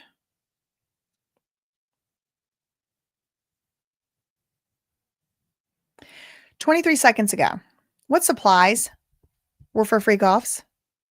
Astroglide, baby oil, protection wrappers. Who brought the supplies? She said, security, Diddy's assistants. Which brand of baby oil was used? Johnson's. How was it used? Diddy said, you need to be glistening. Yuck. Whoo, y'all. And he's just sitting here having to hear it, having to know that 12,000 people are in here listening to it. Oh, my Lord. This is just humiliating for all parties involved. Seriously, truly.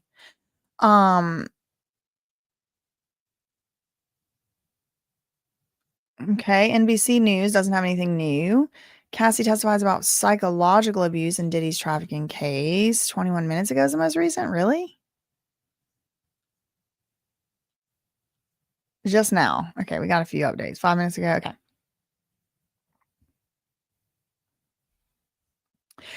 Okay, wow. Okay, we get more details. Cassie was asked explicitly who she wanted to have relations with. She said, I wanted to have relations with Diddy.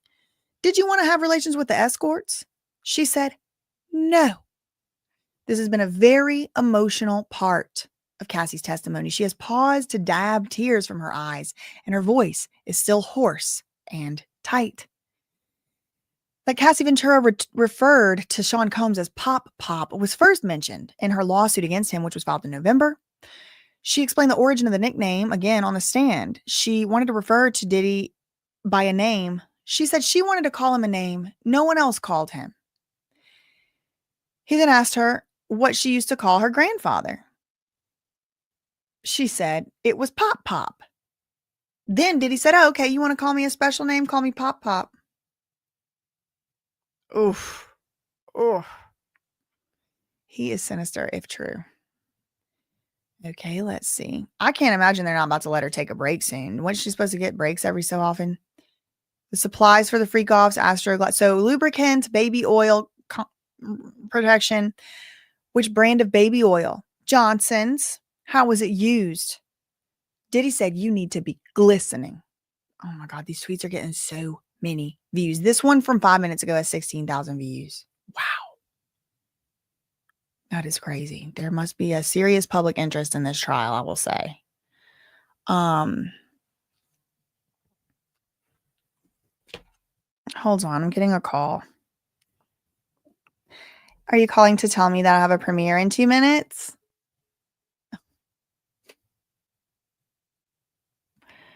Oh, shoot. Okay. Let's see. Hold on a second.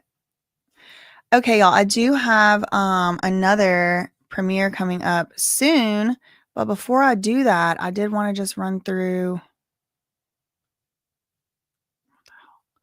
some of these comments, and you will be redirected. Thank you, Empowered Wendy, for the $1.99 super chat. Thank you, Insomnia Blues. This swingers thing is reminding me of the alleged Kim Porter book. Yep, it sure is. Thank you for the $4.99 super chat.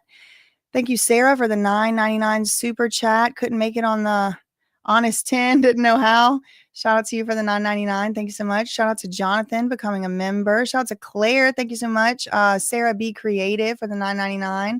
Couldn't make it on a 10. Oh, shout out to you for the $9.99. Thank you to B for the $9.99. Speedy recap for those who slept in. Like, whoa, if there's any downtime soon, no bigs. I will do a recap when I come back for the second component of this in about an hour. Thank you for the $9.99 super chat. This account, shout out to you gifting 5 memberships. Shout out to Wayne gifting a membership. Thank you. This account for the $2. Is she pregnant with Sean's child? No. She has a husband. Thank you for the super chat. Thank you for the $5 super chat.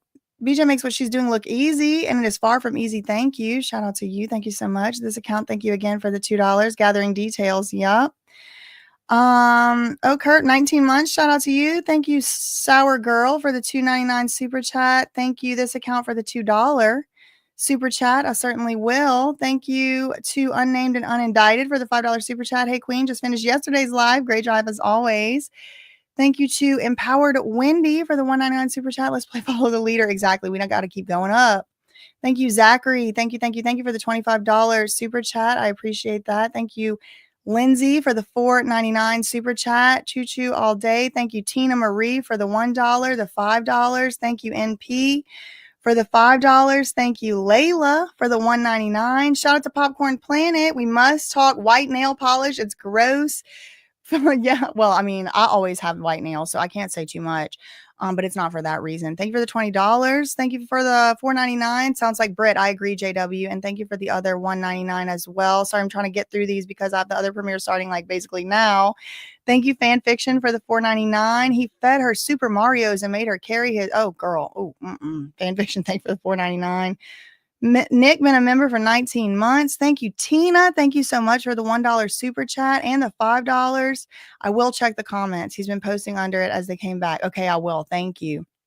Thank you, JW, for the $4.99. Thank you. And I'm going to talk about that, JW. Don't worry. I'm going to talk about that.